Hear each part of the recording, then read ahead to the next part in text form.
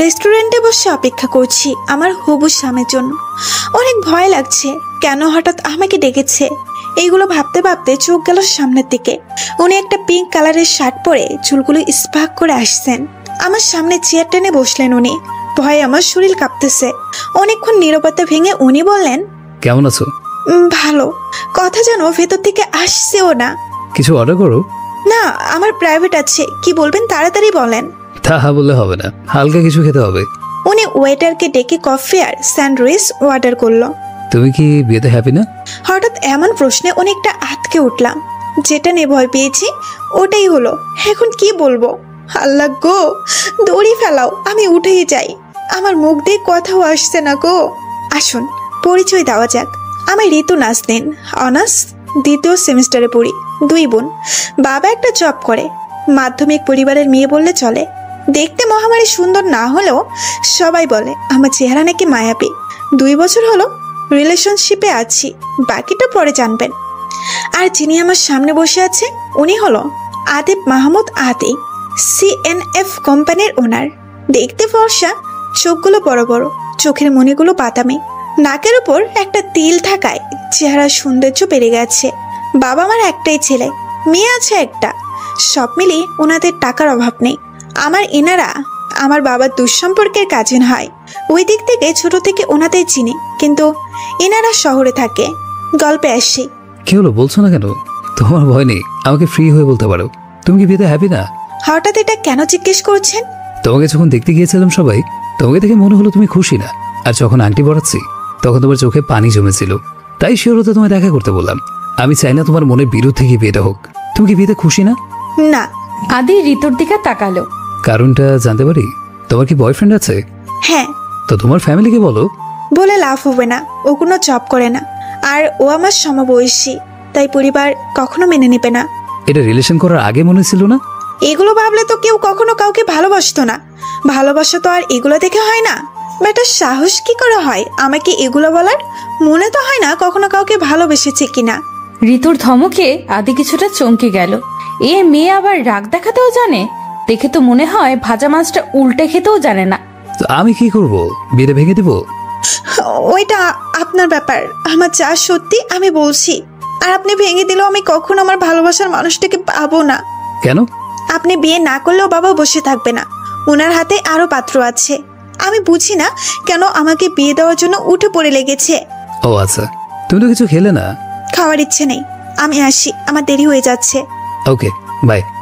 ওখান থেকে চলে এসে নদীর ধারে বসলাম। যখন মন খারাপ থাকে এখানে আসি। অনেক কান্না আসছে। কেন মধ্যবিত্ত পরিবারের মেয়েদের ভালোবাসার অপরাধ? কেন পরিবারের দিকে তাকিয়ে সব ইচ্ছে বিসর্জন দিতে হয়? কেউ এগুলোর উত্তর দিতে পারবে না। কিছুক্ষণ বসে চলে আসলাম। বাড়িতে গিয়ে শুনবো হয়তো বিয়েটা ভেঙে গেছে। ভালোই হবে। আমি ওনাকে ভালোবাসতে পারবো না। শুধু শুধু আমাকে বিয়ে করে ওনার ক্ষতি হবে। উনি আরো ভালো মেয়ে পাবে। এগুলো ভাবতে ভাবতে বাড়ি গেলাম। বাড়ি এসে দেখলাম সব ঠিকঠাক আছে। তাহলে কি উনি বিয়েটা ভাঙেনি? আমার কাছে শুনলাম ওনার দাদু অসুস্থ, তাই বিয়েটা নাকি আরো এগিয়ে দিয়েছে। আমার কেন জানি খুব কষ্ট হচ্ছে। উনি কেন বিয়ে করছে আমাকে? আমার রিলেশন আছে, ওইটা শুনেও আমাকে মেনে নিচ্ছে, কিন্তু আমি মানতে পারবো না। এগুলো ভাবতে ভাবতে আরিয়ানের কথা মনে আসলো। ও কি আমায় ভুল বুঝবে? আমি কি করব? আমার তো কিছুই করার নেই। শুয়ে শুয়ে ভাবছি আরিয়ানের কথা। খুব তো ভালোই যাচ্ছিল দিনগুলো, কিন্তু এগুলো কি স্বপ্নে ছিল? আমি তো স্বপ্নের মতো ওকে ভালোবাসি নাই। ওকে তো আমি মন থেকে ভালোবেসেছি। লোকে বলে মন থেকে যা চাই তাই নাকি পায়, কিন্তু মধ্যবিত্তের জন্য কথাটা আলাদা। মধ্যবিত্তরা যা চায় সেটা বিসর্জন দিতে হয়, এটাই পৃথিবী। এগুলো ভাবতে ভাবতে অনলাইনে গেলাম। দেখলাম আরিয়ানের অনেক মেসেজ। দেখা করতে বলেছে। ওইটাই ঠিক হবে, ওকে সামনে গিয়ে বোঝাবো। অনলাইন থেকে বেরিয়ে আবার ভাবতে লাগলাম। ওর সাথে প্রথম দেখা হলো কোচিং সেন্টারে। ও আমাদের সাথে প্রাইভেট পড়তো। সব সময় মাথা নিচু করে থাকতো, কোনো মেয়ের দিকে তাকাতো না। সবাই ওকে নিয়ে হাসতো। আমার কেমন যেন ভালো লাগতো। সারা দিন পড়া নিয়ে থাকতো। ও প্রাইভেটে আমাদের পরে আসায় অনেক নোট বাকি ছিল, তাই স্যার আমার থেকে নোট নিয়ে ওকে দিয়েছে। পরের দিন থেকে আমি জ্বরে ভুগছি। আমার এত টোটের কথা মনেই নেই। আমি জ্বরের মধ্যে শুয়ে মোবাইল ঘুতাচ্ছি। হঠাৎ মেসেঞ্জারে মেসেজ আসলো, হাই কেমন আছেন? আমি দেখলাম আইডিটা আরিয়ানের। ও আমাকে আপনি আপনি রাখছে কেন? আজিব। আমি মোটামুটি, তুমি? জি ভালো। আসলে আপনি অনেকদিন আসেন নাই তো, আর আপনার নোট আমার কাছে, তাই আপনার বান্ধবীর থেকে আপনার আইডি নামটা জেনে নিলাম। ও আচ্ছা, আসলে জ্বর ছিল তাই যাওয়া হয়নি। নোট নিয়ে সমস্যা নেই, যখন ইচ্ছা তখন দিতে পারবেন। ওকে, তো এখন কেমন আছেন? সে কখন থেকে দেখছি আপনি আপনি বলছো। আমাকে কোন অ্যাঙ্গেল থেকে তোমার বড় লাগে? তুমি আমার সমবয়সী, সো তুমি করে বলবা। তুমি রেগে যাচ্ছ কেন? তোমার সাথে প্রথম কথা হলো তাই আপনি দিয়ে শুরু করলাম, মাইন্ড করো না প্লিজ। ও মা, ও কত ভীতু। আমি একটু রেগে বললাম, অমনি ভয়ে চুপসে গেল। So funny. এভাবে আমাদের টুকিটাকি কথা হতো। আমাদের মধ্যে একটা ভালো বন্ধুত্ব গড়ে ওঠে। যতটা হাবলা ভাবছি ততটা নয়। অনেক কথা বলতে জানে, হাসতে পারে।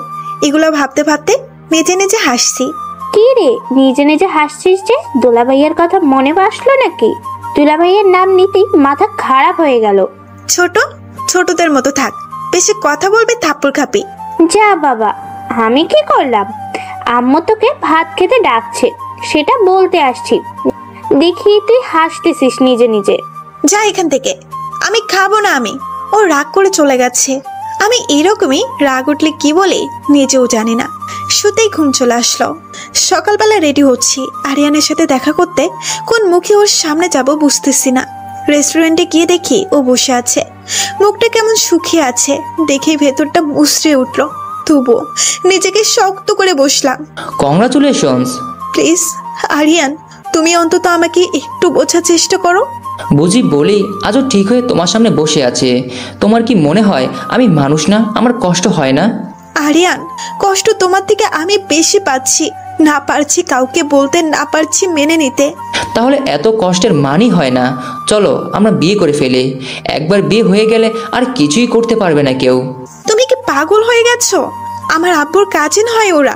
আজ তোমার সাথে আমি চলে গেলে আমার আব্বুর উপর সবাই আঙুল তুলে কথা বলবে। ওনাদের সম্পর্কটা নষ্ট হয়ে যাবে। তার থেকে বড় কথা, আব্বু এমনিতে অনেক অসুস্থ। ওনার হার্টে প্রবলেম আছে।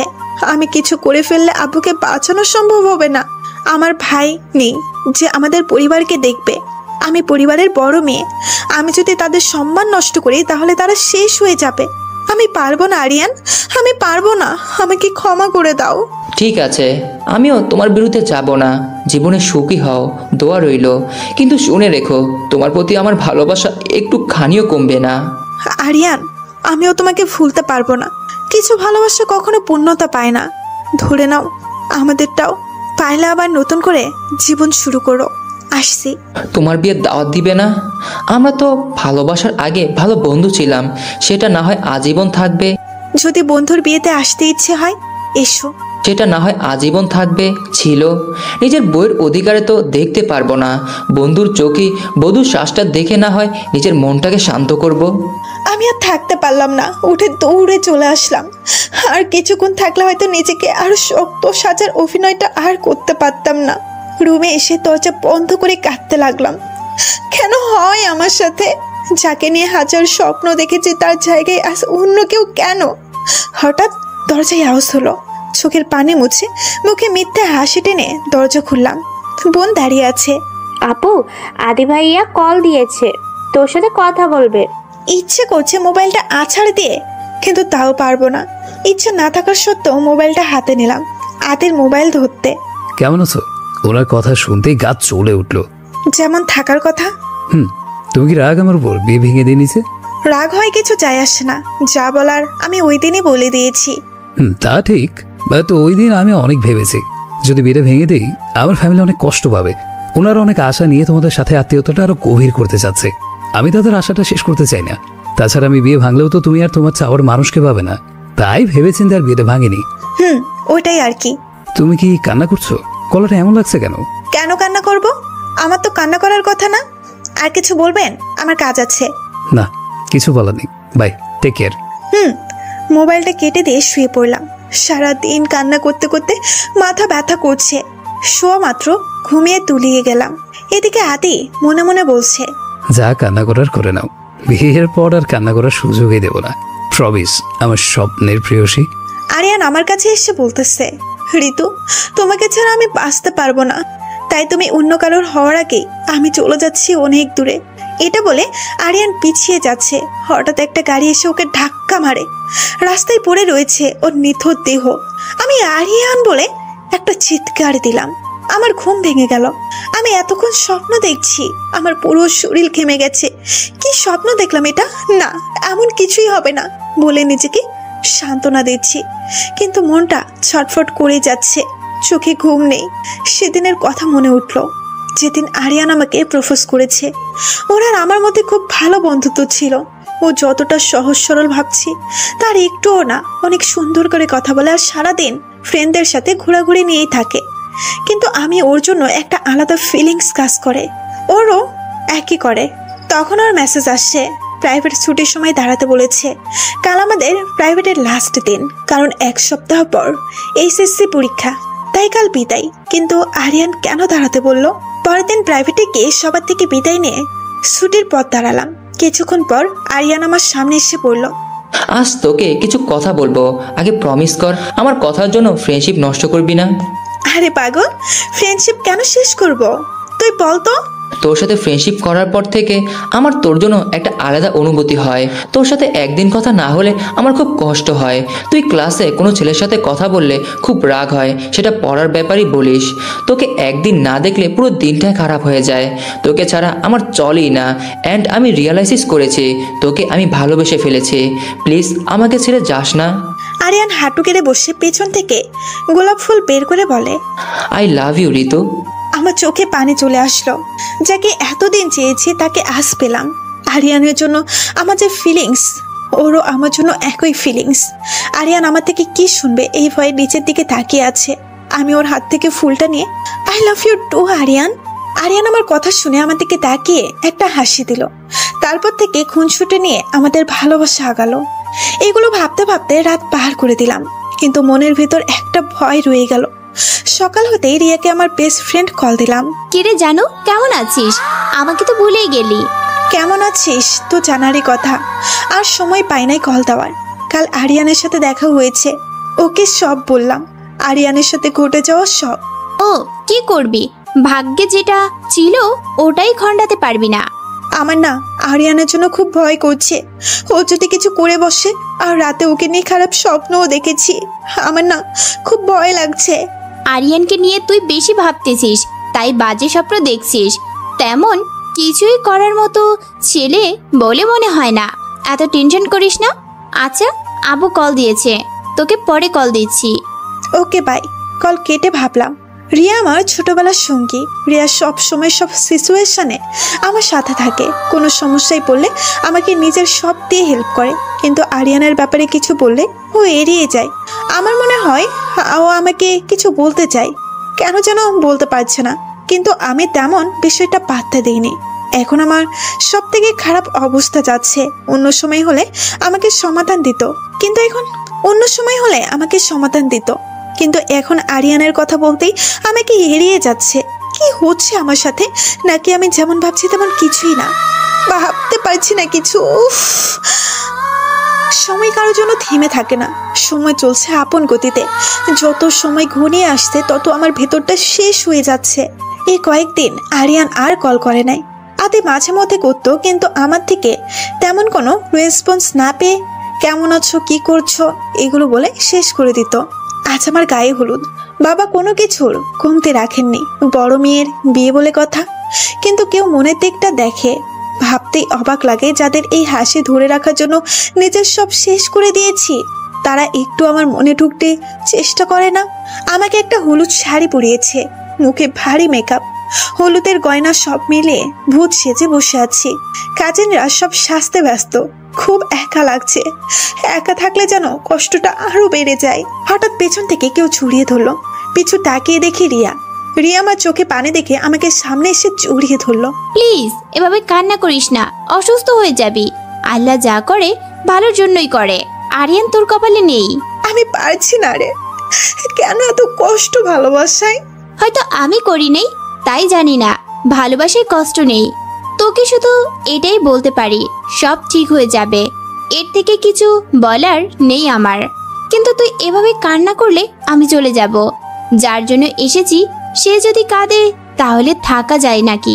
আচ্ছা ঠিক আছে, তুই নাস্তা করেছিস? আরে খাওয়া দাওয়া নিয়ে সমস্যা নেই, এটা আমার নিজের বাড়িই মনে করি। যখন খিদে লাগবে খেয়ে নিব। তাই বললে হয় নাকি? যা এক্ষুনি গিয়ে খেয়ে আয়, তারপর কথা বলা যাবে। আচ্ছা বাবা, যাচ্ছি। রিয়া চলে গেল। যতই মনটা শক্ত রাখার চেষ্টা করি না কেন, পারি না। আজকে আরিয়ানের কথা খুব মনে পড়ছে। আরিয়ানের সাথে বিয়ের স্বপ্ন দেখাটা শুধুমাত্র স্বপ্নই রয়ে গেল। আচ্ছা ও কি ঠিক আছে? সবাই নিয়ে গেল হলুদ অনুষ্ঠান শুরু করার জন্য। সবাই কত খুশি, কত ছবি তুলছে, আর আমি শুধু মুখে মিথ্যে হাসি টেনে সবার সাথে তাল মেলাচ্ছি। কিছুক্ষণ পর ছেলে পক্ষ থেকে কিছু মানুষ আসছে আমার হলুদ করার জন্য। কাজিনরা ওনাদের মেহমানদারি করছে। রিয়া ঋতুর সাথে ছবি তুলে নিজে নেমে আসতেছে, হঠাৎ শাড়ি পায়ে পড়ে যেতেই পেছন থেকে কেউ ধরে ফেললো। বেয়ান সাহেবা, একটু দেখে শুনে হাঁটবেন তো। রিয়া হাসিবের দিকে তাকিয়ে তাকে দেখলো। একটা সুদর্শন যুবক তার সামনে দাঁড়িয়ে আছে, দেখতে মাশাআল্লাহ ক্রাশ খাওয়ার মতো। ধন্যবাদ ধরার জন্য। ঠিক আছে, রিয়া চলে যেতেই আপনার পরিচয়টা জানা হলো না। আমি ঋতুর ফ্রেন্ড রিয়া সুলতানা। আমি আদির বেস্টু Hasib Chowdhury. Nice to meet you. Same. Riya ওখান থেকে চলে গেল। হাসিপুর যাওয়ার দিকে তাকিয়ে থেকে বলল, কিউটি। পুরো এভাবে কেটে গেল হলুদ রাত। সকাল হতেই পার্লারের মেয়েরা আসলো সাজাতে। মেরুন কালারের লেহেঙ্গা, ভারী ভারী অর্নামেন্টস, ভারী মেকআপ মনে হচ্ছে। আমার ওজন 5 কেজি বেড়ে গেছে। আমার লাইফেও এত সাজে নাই। আচ্ছা না সাজলে কি হয় না? আজব। আমার বোন এসে বলল, হাই আপু, আমি তো তোর প্রেমে পড়ে গেলাম, অনেক প্রিটি লাগছে। আজকে কেন জানি বোনের উপর রাগ হলো না, খুব কান্না আসছে। সারাদিন ওর সাথে ঝগড়া করা খুব মিস করব। ওকে জড়িয়ে ধরলাম। আপু কাঁদিস না, মেকআপ নষ্ট হয়ে যাবে, তখন ভাইয়া ভূত ভেবে আর নিয়ে যাবে না। আমি এবার রাগের লুকে তাকালাম। এই মেয়েটা সিরিয়াস মোডেও এগুলা বলে। রিয়া আমার সামনে এসে, হয় যেন কারো নজর না লাগে। আজকে আমার জানুকে অনেক হট লাগছে। ভাইয়া না জ্বলে যায় দেখিস। আমি এবার ওর দিকে রাগে মুটে তাকালাম। ও চুপ হয়ে গেল। বাইরের থেকে সবাই বলে উঠলো, বর এসেছে, বর এসেছে। সবাই চলে গেল। আমার বুকটা ধপ করে উঠলো। আজকে আমি অন্যের হয়ে যাব, বিশ্বাসই হচ্ছে না। আচ্ছা আমি এখন পালিয়ে গেলে কি খুব খারাপ হয়ে যাবে? ধর, আমি এগুলো কি ভাবছি? যাওয়ার হলে তো আরো আগেই চলে যেতাম। আমার পরিবারের জন্য আমাকে বিয়ে করতেই হবে। কাজী সাহেব আসলো, আমাকে রেজিস্ট্রি পেপারে সাইন করতে বলেছে, কিন্তু আমার হাত চলছেও না। চোখ বন্ধ করে আম্মু আব্বুর কথা ভাবলাম, তারপর মুখ খিসে সাইনটা করে দিলাম। কাজী কবুল বলতে বলছে। আমার মুখে যেন কেউ কষ্টিপ মেরে দিয়েছে, কথাই বের হচ্ছে না। কাজী আবারও বলল। রিয়া এসে আমার হাতটা শক্ত করে ধরে বলল, কবুল বলল। আমিও বলে দিলাম কবুল। সবাই চলে গেল। অঝরে চোখের পানি যাচ্ছে। রিয়া আমার পাশে এসে বসে বলল, আমি তোকে একটা কথা বলবো, তুই আমাকে কিছু জিজ্ঞেস করতে পারবি না। আমি এর থেকে বেশি বলতে পারবো না। আমি রিয়ার দিকে তাকিয়ে, কি? আরিয়ান তোর জন্য সঠিক ছিল না। ওর আসল রূপ খুব ভয়ঙ্কর। তুই যদি পারিস আদি ভাইয়াকে মেনে নিয়ে সুখে থাকিস। আমি কিছু বলতে যাবো, ও আমাকে থামিয়ে বলে, কি কেন বলছি এগুলো আমাকে জিজ্ঞেস করিস না, আমি বলতে পারবো না, প্লিজ। সবাই আমাকে স্টেজে নিয়ে যাওয়ার জন্য আসলো। রিয়ার সাথে আর কথাও হলো না। সবাই আমাকে নিয়ে যাচ্ছে। আমি ভাবছি রিয়া এটা আমাকে কেন বললো? আরিয়ান কি খারাপ? না না, আমার আরিয়ান খারাপ হতে পারে না।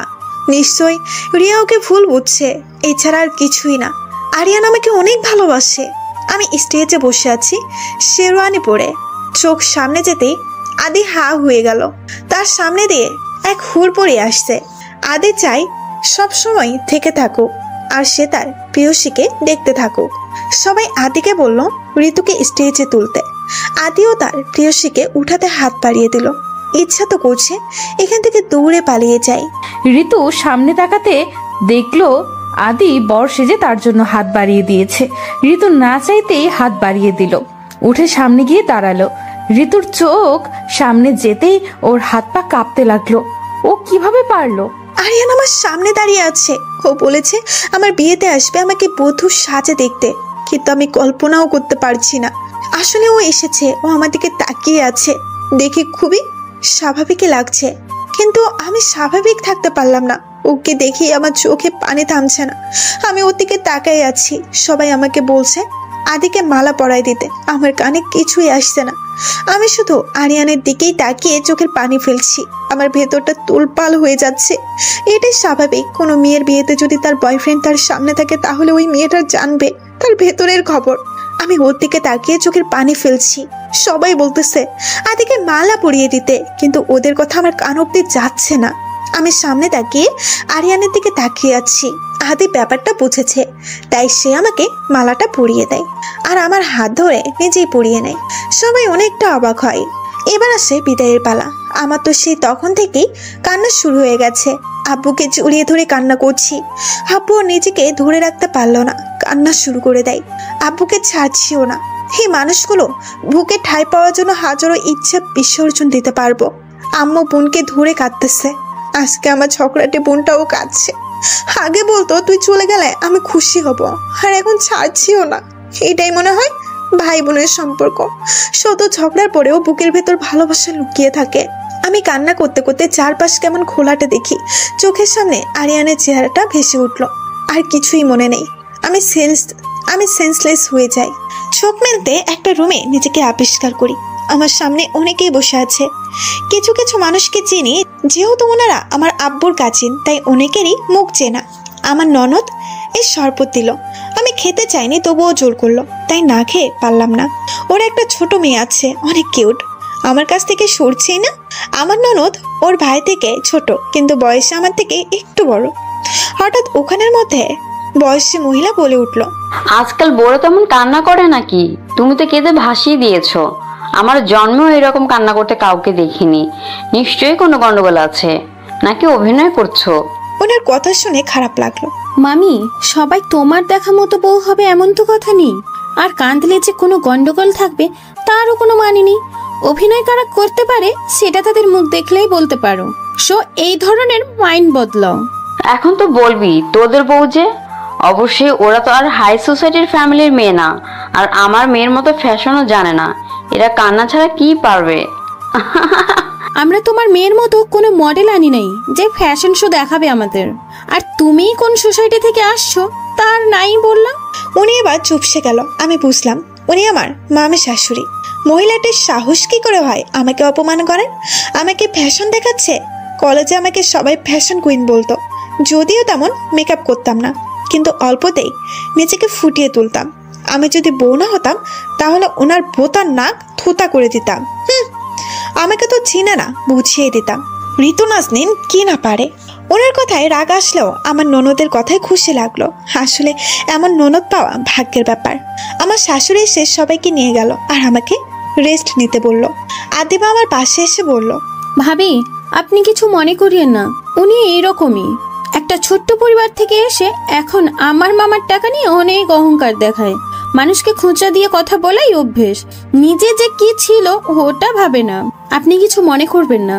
না না, আমি কিছু মনে করি নাই। ইচ্ছে তো করছিল নাক ফাটাই দিতে। আর আপনি আমাকে তুমি করেই বলেন, বয়স আপনার থেকে ছোট। আদিবা ছোট্ট একটা হাসি দিয়ে, ওকে, আপনি রেস্ট নিন, আমি আসি। ও চলে গেল। আমারও খুব খারাপ লাগছে, তাই বিছানায় শরীর এলিয়ে দিতে ঘুম চলে আসলো। রাত 12টা। মেয়েরা সবাই আমাকে অন্য রুমে নিয়ে গেল। রুমটা গোলাপ ফুল দিয়ে সাজানো হয়েছে, খুব সুন্দর লাগছে। রুমটা দেখেই বুকটা ধক করে উঠলো। মনে চলে আসলো আরিয়ানের কথা, ওর সাথে স্বপ্ন দেখা।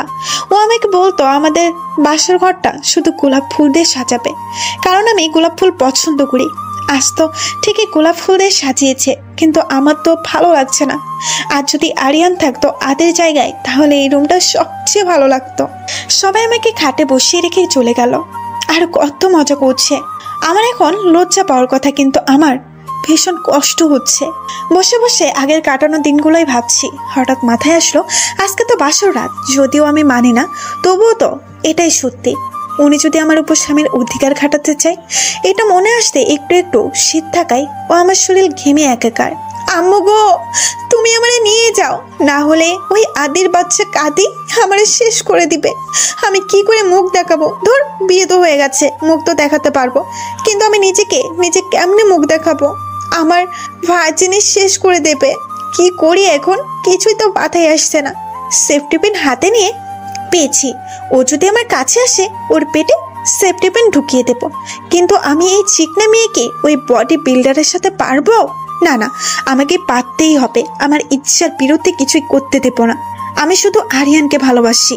মনে সাহস রাখলাম, আমাকে ধরার চেষ্টা করলে একদম মেরে দেব। কিন্তু সাহস যেন কোথায় হাওয়া হয়ে যায়। ভয়ে আমার জান বের হয়ে যাচ্ছে। তার উপর এত ভারী মেকআপ, এগুলো ভাবছি আর হাত কসলাচ্ছি। হঠাৎ দরজা খোলার আওয়াজ হতেই আমি তো শেষ। হাত পা কাঁপছে। কিভাবে সেফটি পিন পেটে ঢুকাবো? সেফটি পিন তো কাঁপতেছে। আল্লাহ গো, তুমি আমারে উঠাই নাও, না হয় গায়েব করে দাও।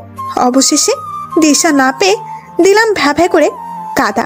আমার কান্নার শব্দ শুনে উনি আমার পাশে এসে পরের দিন বিকেলে কালো শাড়ি পরে চুলগুলো সামনের দিকে হালকা ফুলিয়ে পেছনে খোপা করে খোপার মধ্যে কালো কালারের গসরা লাগালাম। জুয়েলারিগুলো দিয়ে হালকা লিপস্টিক আর কাজল দিয়ে দিলাম। আমার সাজ সম্পূর্ণ হলো। আদের জন্য ওয়েট করছি। হঠাৎ মোবাইলে মেসেজ। ঋতু, তোমার কোনো সমস্যা হয়েছে? কাঁদতেছো কেন? আমি ওকে পাশে দেখে, এই আপনি আমার পাশে কেন বসেছেন? যান, দূরে যান বলছি, না হলে খারাপ হবে বলে দিলাম। আদি আমার কথায় হা হয়ে গেছে। আরে তুমি পাগল নাকি? তুমি কাঁদতেছো বিদায় তো আমি আসি, আর তোমার থেকে অনেকটা ডিস্টেন্সেই আমি বসেছি। এমন বিহেভ করতেছো যেন আমি তোমাকে টাচ করেছি। করবেন না যে, তার গ্যারান্টি কি? আপনাদের ছেলে মানুষদের আমার চেনা আছে, একটু পাশে বসলেই সুযোগ খোঁজেন। হে ইউ, তুমি কাকে কি বলছো? সব ছেলে এক না, আর আদিব মাহমুদ কখনো কারো সুযোগ নেয় না, সেটা যে বিষয়ই হোক না কেন। আপনি এমন একটা ভাব করছেন যেন দুনিয়াতে আপনার মতো ছেলে হয় না। সুযোগ তো নিয়েছেনই, সুযোগ নিয়েই তো আমাকে বিয়ে করেছেন। তোমাকে বিয়ে করতে বইই গেছে। আমি আমার ফ্যামিলির জন্য আমাকে বিয়েটা করতে হচ্ছে। আর তুমি যদি এমন ঝগড়াটে জানতাম তাহলে তো কখনোই বিয়ে করতাম না। এই যে মিস্টার আদি না কাদি, আপনার সাহস কি করে হয় আমাকে ঝগড়াটে বলার? আপনি কি আমাকে বিয়ে করতেন না? আমি নিজেই আপনাকে রিজেক্ট করতাম। নেহাত আমার আম্মু আব্বুর জন্য করতে পারলাম না। হ্যাঁ, আর ভুলে যাবেন না আমি অন্য কাউকে ভালোবাসি। সো আমার উপর কোনো অধিকার খাটাবেন না। আদি মনে মনে ভাবলো, এটা কি সেই মেয়ে যাকে প্রথম থেকে ভালোবেসে ফেলেছিলাম? এখন যা বুঝতেছি ও তো একটা বোম্বায় মরিচ। বাবা, কথা না বাড়ানোই ভালো। জানি তো তোমার ভালোবাসার মানুষ আছে, আর আমি তোমার উপর কোনো অধিকারই খাটাবো না। তবে একটা শর্ত আছে। কি সত্য?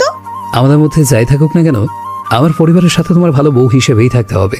তারা যেন না বুঝে আমাদের মধ্যে কিছুই নেই।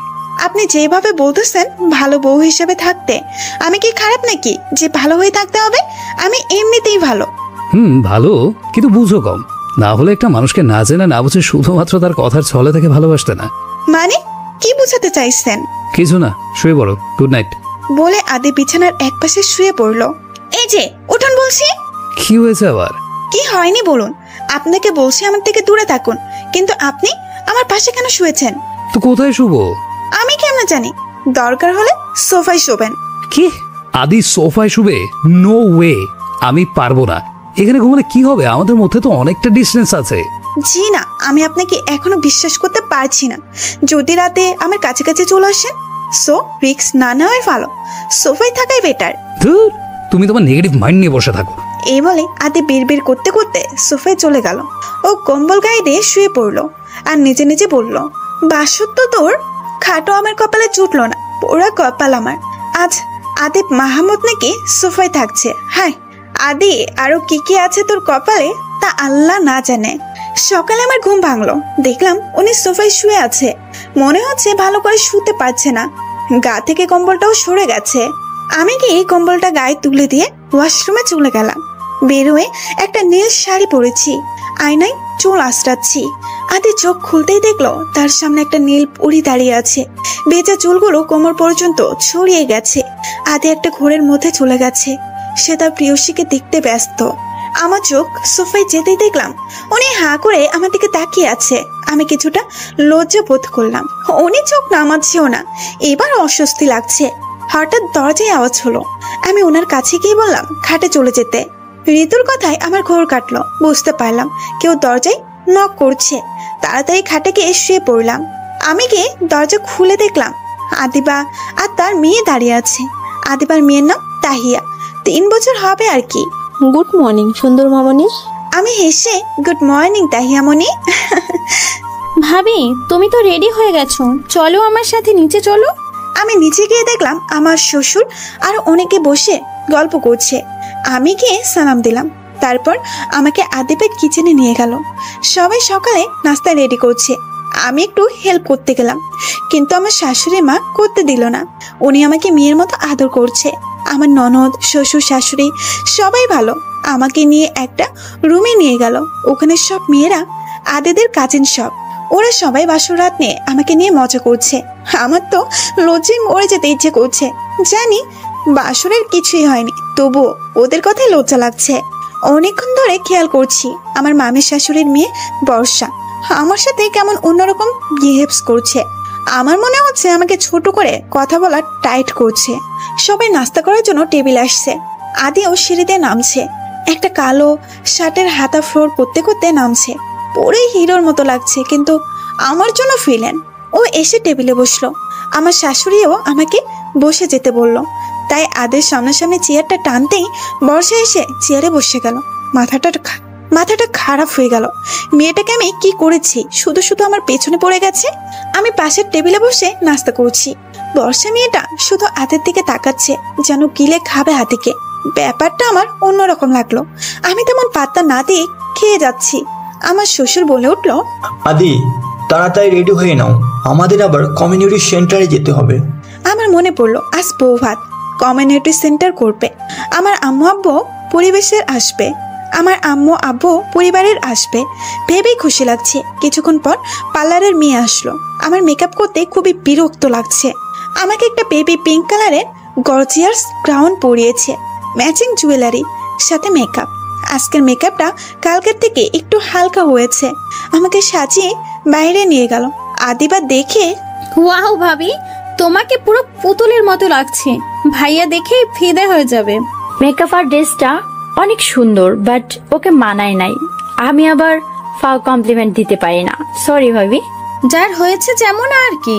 এনিওয়ে ভাবি, চলো, সবাই কমিউনিটি সেন্টারে চলে গেছে, শুধু আমরাই বাকি আছি। সবাই মিলে গাড়িতে করে কমিউনিটি সেন্টারে যাচ্ছি। আমার মাথা তো রাগে ফেটে যাচ্ছে। মেয়েটির কথায় নিজের চেহারা আয়নায় দেখেছে, পুরো মেকআপ করে ভূত হয়ে গেছে। নিজেকে তো একটু সুন্দর লাগছে। মা, নিজেকে তো একটু সুন্দর লাগছে না, আবার আমাকে বলে। ইচ্ছে করছে নাক ফাটিয়ে দেই। গাড়ি কমিউনিটি সেন্টারে গিয়ে থামলো। সবাই নামছে। আমি যেহেতু নতুন বউ, আর আমাকে তো কেউ নামাতে হবে। নিজে নিজে নেমে গেলে ব্যাপারটা কেমন দেখায়। ভাবি, তুমি একটু ওয়েট করো, তোমাকে নামানোর মানুষ আসছে। আমি সামনে তাকাতে দেখলাম আদি আসছে। ও আমার সাথে ম্যাচিং করে জামা পরেছে, চুলগুলো স্পার্ক করা, পুরো জেন্টলম্যানস এর মতো লাগছে। সামনে এসে হাত বাড়িয়ে দিল। আমি দেখলাম চারপাশে মানুষ আছে, হাত না ধরে উপায় নেই। আমি ওর হাত ধরে নামলাম। ও আমার সাথে ভেতরে ঢুকলো। সবাই শুধু আমাদের নিউ কাপলদের দিকে তাকিয়ে আছে। কিছুক্ষণ পর আমার পরিবারের সবাই আসলো। তাদের দেখে নিজেকে আর আটকে রাখতে পারলাম না, জড়িয়ে ধরে কান্না শুরু করে দিয়েছি। আমার বোনটা তো আমাকে দেখেই কেঁদে দিল। আজ বুঝতে পারছি, যতই ঝগড়া মারপিট থাকুক না কেন, যতই খারাপ সাজুক না কেন, ভাই বোনের ভালোবাসা সব সময় অটুট থাকে। আমার বেস্টিও আসছে, ওকে জড়িয়ে ধরে, কেমন আছিস জানো? তোকে ছাড়া ভালো থাকতে পারি? তোকে অনেক মিস করতেছি। তোকে ছাড়া কলেজে কেমনে যাব, এ নিয়ে ডিপ্রেশনে ভুগছি। কেন? আমি তো বিয়ের পরেও পড়বো পাগলি। পড়বি ঠিকই আছে, কিন্তু আমাদের কলেজে থাকবি কিভাবে? তোর শ্বশুরদের পরিবার তো সবাই শহরে থাকে, তোকে যদি ওইখানে নিয়ে যায়। নেহি, এই কাবিন নেহি হচ্ছে কথা। জানো, তোরে ছাড়া নতুন কলেজে কেমনে থাকবো? ওইটা তো কথা, তুই আদি ভাইয়ার কথা বলিস। রিয়ারা সবাই কথা বলছে। রিয়া অনেকক্ষণ থেকেই ফলো করছে। হাসিব ওর পিছু পিছু হাঁটছে আর ওর সাথে কথা বলার চেষ্টা করছে, কিন্তু সুযোগই পাচ্ছে না। কাল বিয়েতে ওকে জ্বালিয়ে মারছে। এদিকে আমি খেয়াল করেছি বর্ষা শুধু আদের দিকে তাকাচ্ছে, আর হাতি আমার সাথে থাকলে ওর মুখটা কেমন করে আমার দিকে তাকায়। এই মেয়ের হাব ভাব ভালো ঠেকছে না। টালমিকস তো হে। এভাবে দিন কেটে গেল। আমার পরিবারের সবাই চলে গেল। যাওয়ার সময়ও খুব কেঁদেছি, ইচ্ছে করছিল ওদের সাথে চলে যেতে। রুমে শুয়ে আছি। আমার শাশুড়ি আর আতিপা রেস্ট নিতে বললো। এদিকে আতি রুমে এসে দেখে ঋতু শুয়ে আছে। দেখেই বোঝা যাচ্ছে চোখ মুখে ক্লান্তির ছাপ, আর কান্না করার ফলে চোখ ফুলে গেছে। ঘুমানো অবস্থায় ঋতুকে অনেক কিউট লাগছে। আদি ঋতুর পাশে বসে ঋতুকে অনেক মনোযোগ দিয়ে দেখছে। মুখটা কেমন বাচ্চা বাচ্চা ভাব। দেখলে কেউ বলবে আমার সাথে এত ঝগড়া করে। ওর মুখের সামনে ছোট ছোট চুলগুলো পড়ে আছে, হাতে চুলগুলো কানে গুছিয়ে দিয়ে কিছু একটা ভেবে উঠে গেল। আমি ঘুম থেকে উঠে দেখলাম রাত হয়ে গেছে। দূর, আমি এতক্ষণ ঘুমিয়েছিলাম। উঠে নিচে গিয়ে দেখি সবাই গল্প করছে। আমি ঘুমটাটা টেনে তাদের সামনে গেলাম। ঋতু, তুমি এত তাড়াতাড়ি উঠতে গেলে কেন? সারাদিন অনেক ঝাপড় গেছে, আর একটু রেস্ট নিতে। না না আন্টি, আমি অনেকক্ষণ রেস্ট নিয়েছি। ও মা, একই কথা। আন্টি কেন ডাকছো? আমি তো তোমার মাই। তোমাকে তো আমি আমার মেয়ে ভেবেই নিয়েছি। তুমি বুঝে আমাকে মা বলে মেনে নিতে পারোনি? সেটা নয়, আম্মু এমনি মুখে দিয়ে চলে আসছে। এবার ঠিক আছে, যাও তুমি গিয়ে ওদের সাথে গল্প করো। আমি আদের কাজিনদের সাথে বসে গল্প করছি। সহজে সবার সাথে মিশে গেছি। হঠাৎ বর্ষা আমার পাশে এসে বলল, ভাবি, তোমাকে একটা কোশ্চেন করব। করো। তোমার কি বয়ফ্রেন্ড ছিল? তুমি আমার সাথে ফ্রেন্ডলি সব শেয়ার করতে পারো। আমি বুঝলাম মেয়েটা আমার থেকে কথা বের করতে চাচ্ছে। আমি কি পাগল নাকি তোর মতো রিনা খানকে আমি আমার পার্সোনাল কথা বলবো? না, নেই। তো ও কিছু বলার আগেই আমি ওখান থেকে উঠে চলে আসলাম। কি না কি আবার বলে ফেলে, তাই উঠে কিচেনে গেলাম। আমার শাশুড়ি আর ননদ চা বানাচ্ছে, সাথে ঝাল পিঠা। এই ঠান্ডার মধ্যে ঝাল কিছু খাওয়ার মজাই আলাদা। আম্মু, আমি একটু হেল্প করি না? আরে না, তোমার কিছুই করা লাগবে না। তুমি নতুন বউ না? আম্মু, আপনি তো বলছেন আমি আপনার মেয়ে, তাহলে মেয়ে একটু হেল্প করলে কি সমস্যা? নাও, মাও তোমার কথার জালে তোমায় ভাসিয়ে দিয়েছে। হ্যাঁ হ্যাঁ, তা তো দেখছি। আচ্ছা, তুমি আমার সাথে এগুলো নিয়ে চলো, সবাইকে দিতে হবে। ওকে আম্মু। আমি চা নিয়ে বসার রুমে গেলাম। সবাই সোফায় বসে আছে। আমি গিয়ে প্রথমে আমার শ্বশুরকে চা দিলাম। আমার নতুন মেয়েকে দিয়ে কে কাজ করাচ্ছে শুনি? আব্বু, আমি কোনো কাজ করি নাই, সব আপু আর আম্মু করেছে, আমি শুধু আনলাম মাত্র। সবার সাথে কি মিষ্টি মিষ্টি কথা, আর আমার সাথেই খারাপ। আমি একে একে সবাইকে নাস্তা দিলাম। হঠাৎ আদি বলে উঠলো, আবু, আমাকে কালি অফিস যেতে হবে, অনেক কাজ জমে গেছে। কি বলিস? কাল তো ঋতুদের বাসায় যাওয়ার কথা। আবু, তুমি তো জানো কাজ ভালো না হলে আমাদের কোম্পানির লস হবে। সমস্যা নেই তো, ঋতুরা যাবে, আমি না গেলে হবে তো? এটা কোন ধরনের কথা? তোর জন্যই তো আয়োজন হবে। কাল দিনটা একটু ম্যানেজ কর। প্রয়োজন হলে কাল বিকেলে এসে তুই আর ঋতু রাতে রওনা দিবি। কেন, তোমরা যাবে না? আরে, সবে কাল বিয়ে গেল, এখানে সবকিছু এখনো এলোমেলো। সব ঠিকঠাক করে আমরা যাব। তাহলে ঋতু থাক, আমি একাই সামনে নেব। আরে, তুই অফিস থেকে এসে সব সামলাতে পারবি না। ঋতু যাক, আমরা থাকতে পারবো। আমাদের নিয়ে চিন্তা করিস না। ওকে, তোমরা যা ভালো বুঝো। আমার রাগে গা জ্বলছে। এই কাঁধেটার সাথে আমাকে যেতে হবে। রাতে সবাই ডিনার করে ঘুমাতে চলে গেছে। আমি রুমে এসে বসে আছি। আসলে বসে আছি না, ভাবছি কি করে আদির সাথে না যাওয়া যায়। কিছুক্ষণ পর আদি আসলো। এসে সোফায় ল্যাপটপ নিয়ে বসে গেছে। আমি কথা কিভাবে শুরু করব বুঝতে পারছি না। পরে ওনাকে এই যে শুনছেন, উনি আমার দিকে তাকিয়ে আমি মুখ ফেংচি কেটে, সে যাই হোক, আমি আপনার সাথে যাব না। আমি কি যেতে বলছি নাকি? আমি তো বারণই করলাম, আম্মুই তো যেতে বলছে। আমি জানি না কিছু, আমি যাব না, ব্যাস। তো আম্মুকে গিয়ে বলো, আমাকে বলে লাভ কি? আমি আম্মুকে বলতে পারবো না। তা কেন পারবে? শুধু তো আমার সাথেই ঝগড়া করতে পারবে। কি আমি ঝগড়া করি? এই রে, ও তো খেবেছে, এবার আমাকে কাঁচা চিবিয়ে খাবে। আরে না, তুমি কই ঝগড়া করো। আর তুমি যদি যেতে না চাও আম্মুকে বলো, আমাকে না। এই বলে আদি সোফায় শুয়ে পড়ে। ধর, আমি আম্মুকে কিভাবে বলবো ভাবতে ভাবতে শুয়ে পড়লাম। হঠাৎ আরিয়ানের কথা মনে পড়লো। সারাদিনের ঝামেলায় মনেই আসেনি, এখন একাকিত্ব আবার মনে করিয়ে দিল। খুব মিস করছি। আচ্ছা, ও কি আমায় একটু মিস করছে না? জীবনটা আসলে অদ্ভুত, কখন কি থেকে কি হয়ে যায় তা কেউই বুঝতে পারে না। সকালবেলা উঠে নাস্তা করে রেডি হয়ে আমাদের বাড়ি গেলাম সবাই। দুপুরে খাওয়া দাওয়া শেষ করে বিকেলের দিকে চলে আসলাম। পরিবারের জন্য খারাপ লাগছে অনেক। একটু পর রওনা দিতে হবে। দূর পথে যেতে তো একটু ইচ্ছে করছে না, তবু নিজের ইচ্ছেকে চাপা দিয়ে যেতে হচ্ছে। গাড়ি চলছে তার আপন গতিতে। আমার পাশে আদি বসে আছে, মোবাইল টিপছে, কিন্তু মাঝে অনেকটাই দূরত্ব। কিরকম ঘুমো আসতেছে। আমি মোবাইল টিপছি, হঠাৎ খেয়াল করলাম ঋতু ঘুমাচ্ছে। গাড়ির ব্রেক এর মাথাটা পড়ে যেতে আমি ধরে ফেললাম। আমার কাঁধে ওর মাথা রাখলাম। আদের ডাকে ঘুম ভাঙে আমার। আমার মাথা ওর কাঁধে দেখে তাড়াতাড়ি ঠিক হয়ে বসলাম। ঘুমালে আমার হুঁশ থাকে না। নামো, আমরা চলে এসেছি। কি এত তাড়াতাড়ি? তাড়াতাড়ি আসি নাই, তুমি তো সারা পথ ঘুমিয়েই ছিলা, বুঝবা কেমনে কতক্ষণ লাগছে? ওর কথায় কিছুটা লজ্জা পেলাম। আসলেই তো আমি খুবই ঘুম কাতুরে। দুজনে গাড়ি থেকে নামলাম। আমি তো বাড়ি দেখে হাঁ হয়ে গেছি। গ্রামের বাড়িটা দেখতে অনেক সুন্দর, এটা তো তার থেকে সুন্দর। রাতের আধারে তেমন বোঝা না গেলেও যেটুকু বুঝলাম বাড়িটা অনেক সুন্দর। কি হয়েছে, দাঁড়িয়ে আছো কেন? চলো। ভেতরে ঢুকে তো আরো অবাক, অনেক সুন্দর করে ডেকোরেশন করছে। বাড়ির ভেতরে রাজপ্রাসাদ মনে হচ্ছে। আদি আমাকে রুমে নিয়ে আসলো। এটা তোমার রুম, আর এই নাও তোমার লাগেজ। এটা বলে আদি ওর লাগেজটা হাতে নিয়ে চলে যাচ্ছে। এমন সময় বললাম, আপনি কোথায় যাচ্ছেন? সোফায় শুয়ে শুয়ে আর কোমর বাঁকা করতে পারবো না। এমনিতেও এই 3 দিনে আমার পিঠে ব্যথা হয়ে গেছে। এখন তো আমরা দুজন, তাই কাপড় সাজার অভিনয় করা লাগবে না, তাই ওই রুমেই থাকবো। বলে উনি চলে গেল। আমি কিছু বললাম না, মাথা নিচু করে ফেললাম। ঠিকই তো বলেছেন, আমার জন্য উনি অনেক কষ্ট করেছেন। আমার জায়গায় অন্য কেউ থাকলে এতক্ষণে উনি স্বামীর সব অধিকার পেত, কিন্তু আমি দিতে পারবো না। এদিকে আদি ভাবছে, যতদিন না তুমি আমাকে আপন করে নিবে ততদিন তোমার থেকে দূরে থাকবো। ফ্রেশ হয়ে বের হলাম, অনেক খিদে লাগছে, তাই রুম থেকে বেরিয়ে দেখি আদি কিচেনে ফ্রিজ থেকে বের করছে কি যেন। কি করছেন? রাতে রান্না করছি। আপনি কেন কান্না করছেন? আমাকে ডাকলেন না কেন? দেখি শুনুন, আমি রান্না করতেছি। কেন, মেয়েরা রান্না করতে পারলে ছেলেরা কেন রান্না করতে পারবে না? লাগবে না, তুমি গিয়ে টিভি দেখো, আমি রান্না করছি। আপনি রান্না করতে পারেন?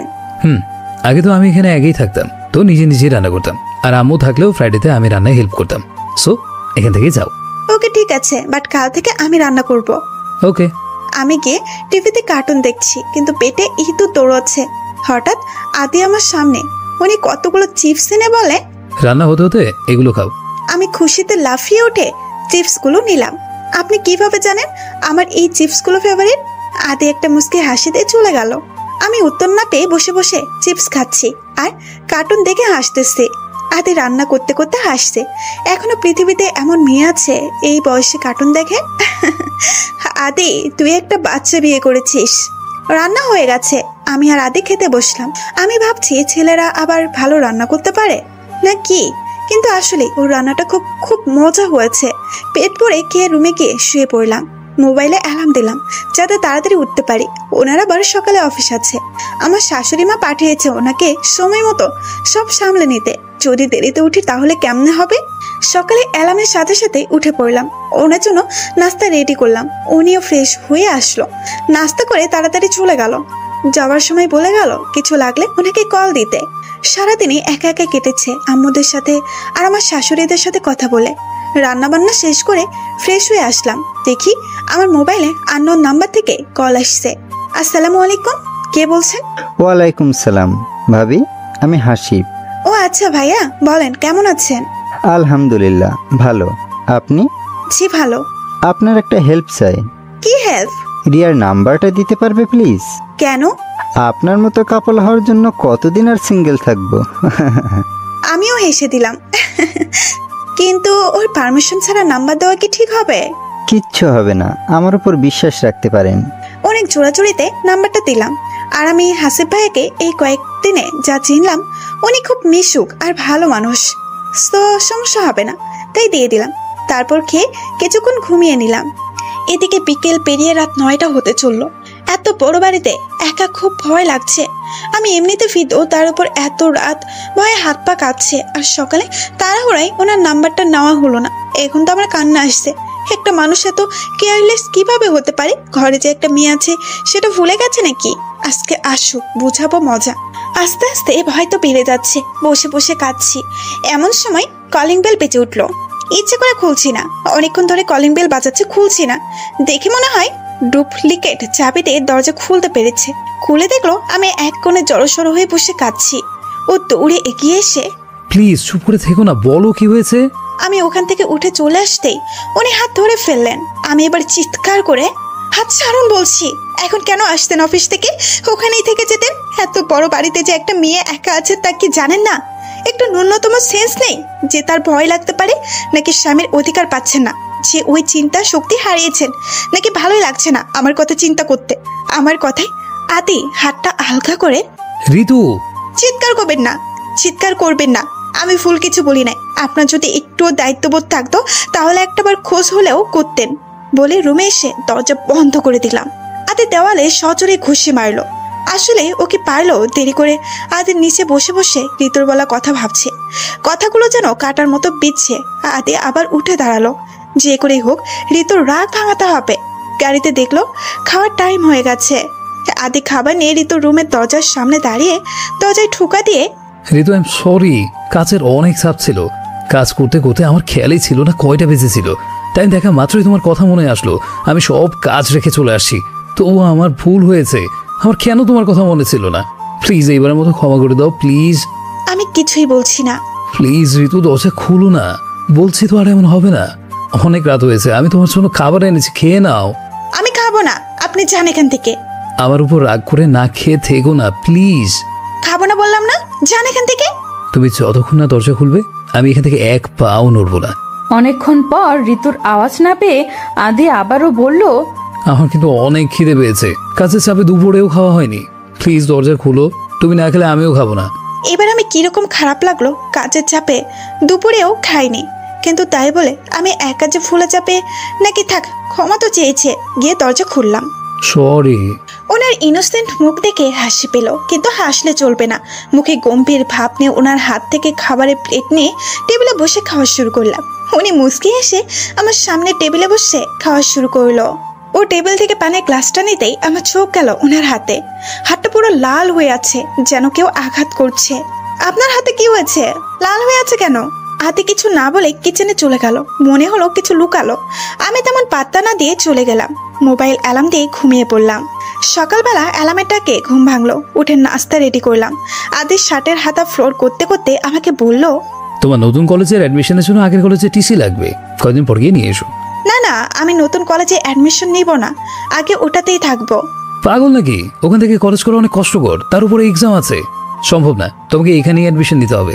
আমি নাকি কান্না করে, আমার জীবনটাই টানা টানা হয়ে যাচ্ছে। আমি নিউ কলেজে কাউকে চিনবো না। আমি রিয়াকে ছেড়ে থাকবো কেমনে? কেন? তুমি তো অনেক ভালো ঝগড়া করতে পারো। কলেজে ঝগড়া করে করে ফ্রেন্ডশিপ করে ফেলো। কি? আমি চকলেটে? চা কখন বললাম?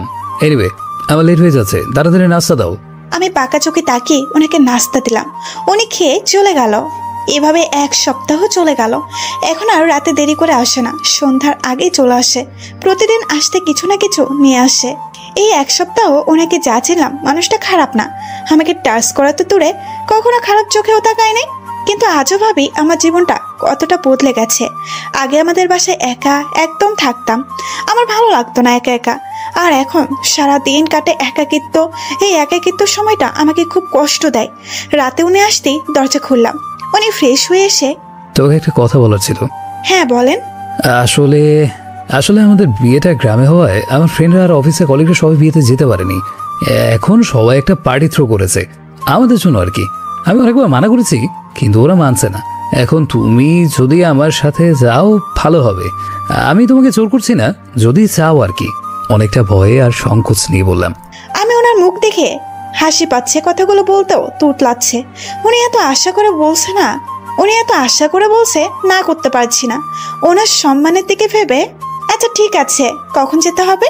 আদি মুখে হাসি ফুটলো, যেন এক রাজ্যকে জয় করেছে। কাল সন্ধ্যা থেকে রেডি থেকো, আমি অফিস থেকে এসে নিয়ে যাব। আচ্ছা বলে চলে আসতেই উনি, ঋতু। আদি একটা প্যাকেট এগিয়ে এনে, এখানে কিছু জিনিস আছে, তোমার পছন্দ হলে কালকে পড়ো। আমি প্যাকেটটা নিয়ে রুমে আসলাম। পরে খুলে দেখলাম একটা গর্জিয়াস কালো শাড়ি, ম্যাচিং জুয়েলারি, সব মিলে খুব সুন্দর। ওনার চয়েস আছে বলতে হবে। আমি জিনিসগুলো রেখে দিলাম। আদি মেসেজ দিয়েছে নিচে নাম্বার জন্য, ওনাকেই নিচে আছে। আমি ঠিকঠাক হয়ে নিচে গেলাম। আমার চোখ কিছুক্ষণের জন্য আটকে গেছে সামনে থাকা ব্যক্তিটির উপর। হাতে একটা কালো শার্ট পরেছে, হাতে একটা কালো ঘড়ি, চুলগুলো এক পাশ করে উপরের দিকে স্পার্ক করেছে, কয়েকটা চুল সামনে থেকে পড়ে যাচ্ছে। আদি গাড়ির সাথে হেলান দিয়ে মোবাইল টিপছে। আমি ওর সামনে গিয়ে, চলুন। আদি আমার দিকে তাকিয়ে আছে। ঋতুর দিক থেকে চোখ ফেরানো যাচ্ছে না। মনে হচ্ছে কালো শাড়ি ঘুর চুল নই বানানো হয়েছে, তেমন সাজে নাই, তবু কি মায়াবী লাগছে। অনেক কষ্টে নিজেকে সামলিয়ে বললাম, চলো। গাড়িতে উঠে আদি ড্রাইভ করছে। আমি ওর পাশেই, না চাইতেও ওর দিকে চোখ চলে যাচ্ছে। আদি বারবার আমার দিকে তাকাচ্ছে। কিছুটা অস্বস্তি লাগছে এভাবে তাকানো। সামনের দিকে তাকিয়ে ড্রাইভ করে, না হলে অ্যাক্সিডেন্ট হতে পারে। ঋতুর কথায় লজ্জা লাগলো, ড্রাইভে মন দিলাম। আজকে কেন জানি আদিকে খুব খুশি লাগছে। হয়তো তার প্রেয়সীকে এত কাছে পাওয়ায় স্বামীর অধিকার নাই বা পেলাম। এভাবে পাশে থাকলেই যথেষ্ট। ঋতু বাইরের দিকে তাকিয়ে ভাবছে আজ দিনটা অন্যরকম হলেও পারত তার মনের মানুষের সাথে। আমি কি কখনো আরিয়ানকে ভুলতে পারবো? হয়তো পারবো না, আবার হয়তো পারবো, জানি না ভাগ্য আমাকে কোথায় নিয়ে যায়। ভাবতে ভাবতে গাড়ি এসে থামলো একটা ক্লাবে। দেখে অনেক হাই সোসাইটি মনে হচ্ছে। গাড়ি থেকে নেমেই আদি বলল, ঋতু, এখানে একটু হাজব্যান্ড ওয়াইফের মতো করে অভিনয় করে থাকতে হবে। আর আমার ফ্রেন্ডরা হয়তো দুষ্টামি করতে পারে আমাদের নিয়ে, প্লিজ কিছু মনে করো না। এটা কোনো ব্যাপার না, আমার তো সারা জীবনই অভিনয় করেই কাটাতে হবে। ঋতুর কথায় আদির খারাপ লাগলো, কিন্তু তা প্রকাশ না করে ভেতরে গেল। ভেতরে যেতেই উপর থেকে গোলাপ ফুলের পাপড়ি পড়ছে আমাদের উপর, সব লাইট আমাদের উপর। আদি আমার হাত ধরে নিয়ে যাচ্ছে। এটা আমার খারাপ লাগার কথা, কিন্তু খারাপ লাগছে না, এক অন্যরকম লাগছে। সবার নজর আমাদের দিকে। অনেকে বলছে দুজনকে মানিয়েছে, খুব নার্ভাস লাগছে। আদি সবার সাথে আমাকে পরিচয় করাচ্ছে। সামনে যেতেই বর্ষাকে দেখলাম। ওকে দেখে মুখে বিরক্ত ভাব চলে আসলো। আদি আমার পাশেই ছিল। আপনি তো বলছেন এখানে আপনার ফ্রেন্ড আর অফিসের কোয়ালিগরা আসবে, তাহলে বর্ষা আসলো কেন? বর্ষা তোমার অফিসে জব করে। ও তো এখনো পড়তেছে, জব কেন করে তা জানি না। আবার আব্বুকে পাগল করে ফেলেছিল আমাদের অফিসে জব করার জন্য, তাই আব্বু না করতে পারেনি। ও জব করতে পাগল হয় নাই, অফিসে আপনাকে দেখবে বলে জবের নাম বলছে। কিন্তু আমি কেন চিন্তা করছি এসব ব্যাপারে? আদিকে একটা না, সব মেয়ে দেখুক, আমার কি? আমার তো এসবে কিছু যায় আসে না, তাহলে চিন্তা কেন করছি?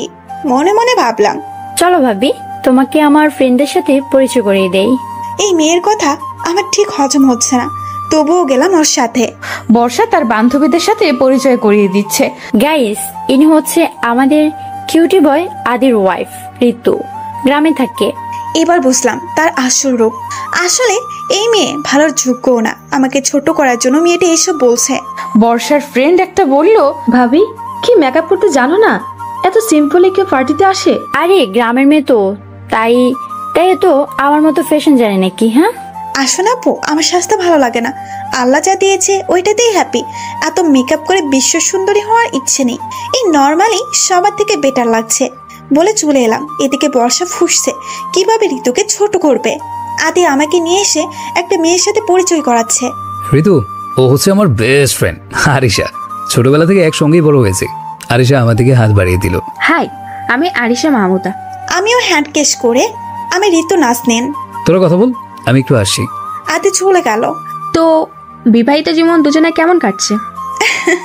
এই তো ভালো। ঋতু জানো, আমি আর আদি ছোটবেলার ফ্রেন্ড। ও লাইফে সব আমাকে শেয়ার করে, এমনকি ছোট ছোট বিষয়ে আমাকে বলে।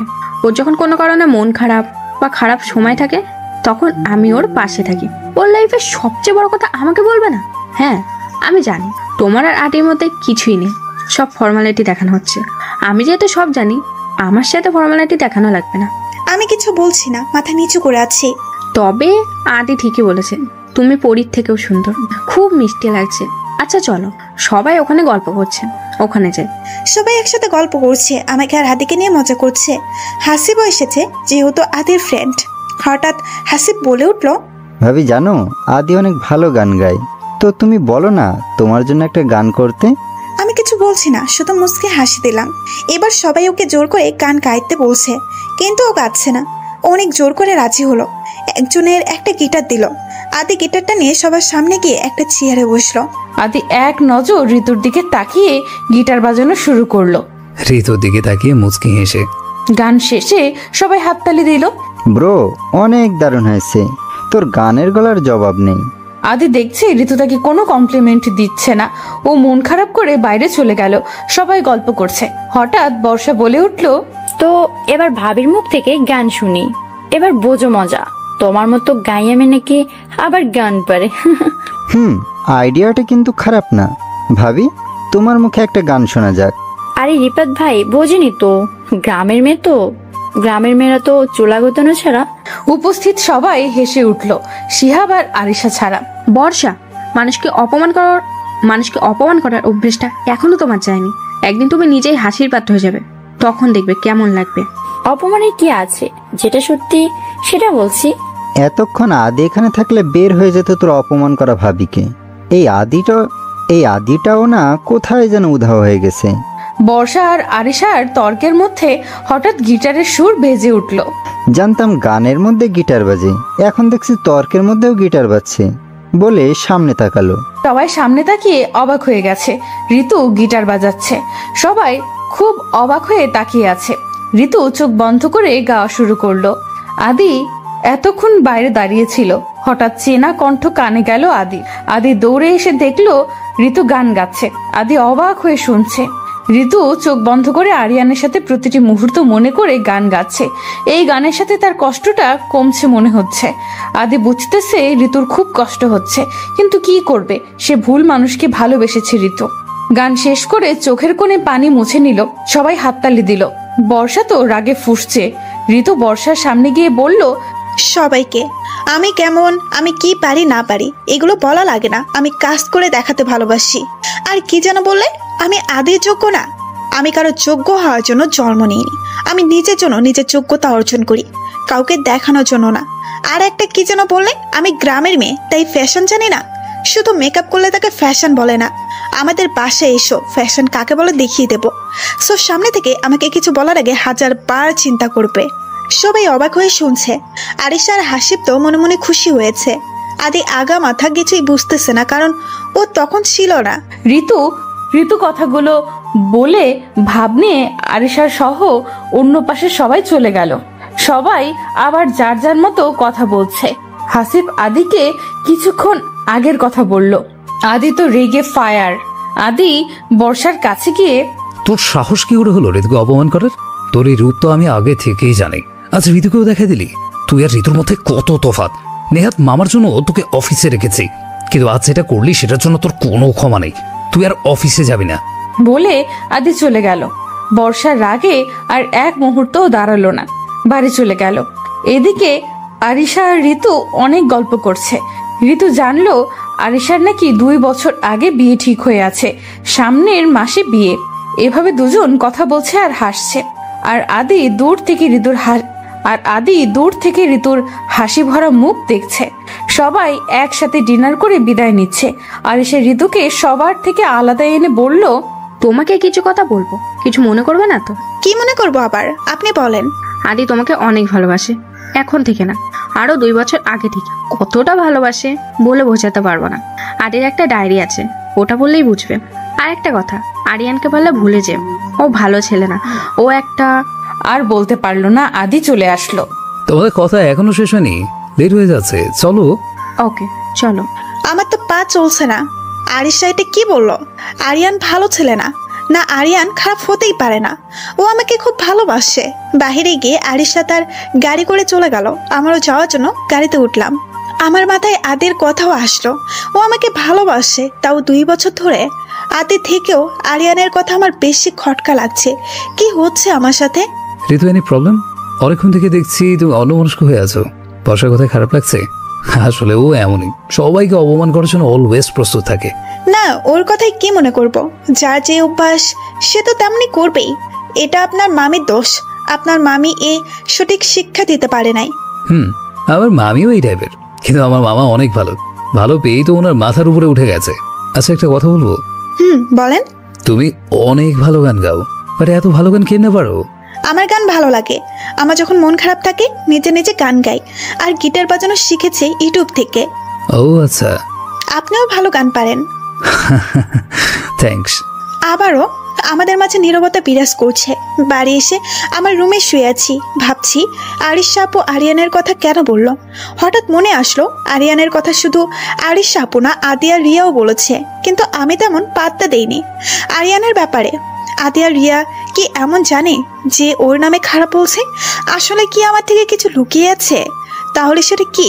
না, আমাকে আরিয়ানের ব্যাপারে সবার এইরকম ভাবার কারণ জানতেই হবে। কি করব ভাবছি। আমাকে সব জানতে হলে রিয়ার সাথে সামনাসামনি কথা বলতে হবে। রিয়াকে কল দিলাম। কিরে জানু, বর পেয়ে তো আমাকে ভুলে গেছিস। কি কথা, কিছু হয়েছে? কল কেটে ভাবছি কাল সব ক্লিয়ার হবে। আমার আরিয়ান খারাপ হতে পারে না। আমি সবার ফুল ভেঙে দেব বলে ঘুমিয়ে পড়লাম। সকালে নাস্তা বানিয়ে ওয়েট করছি আদির জন্য। তখনই আদি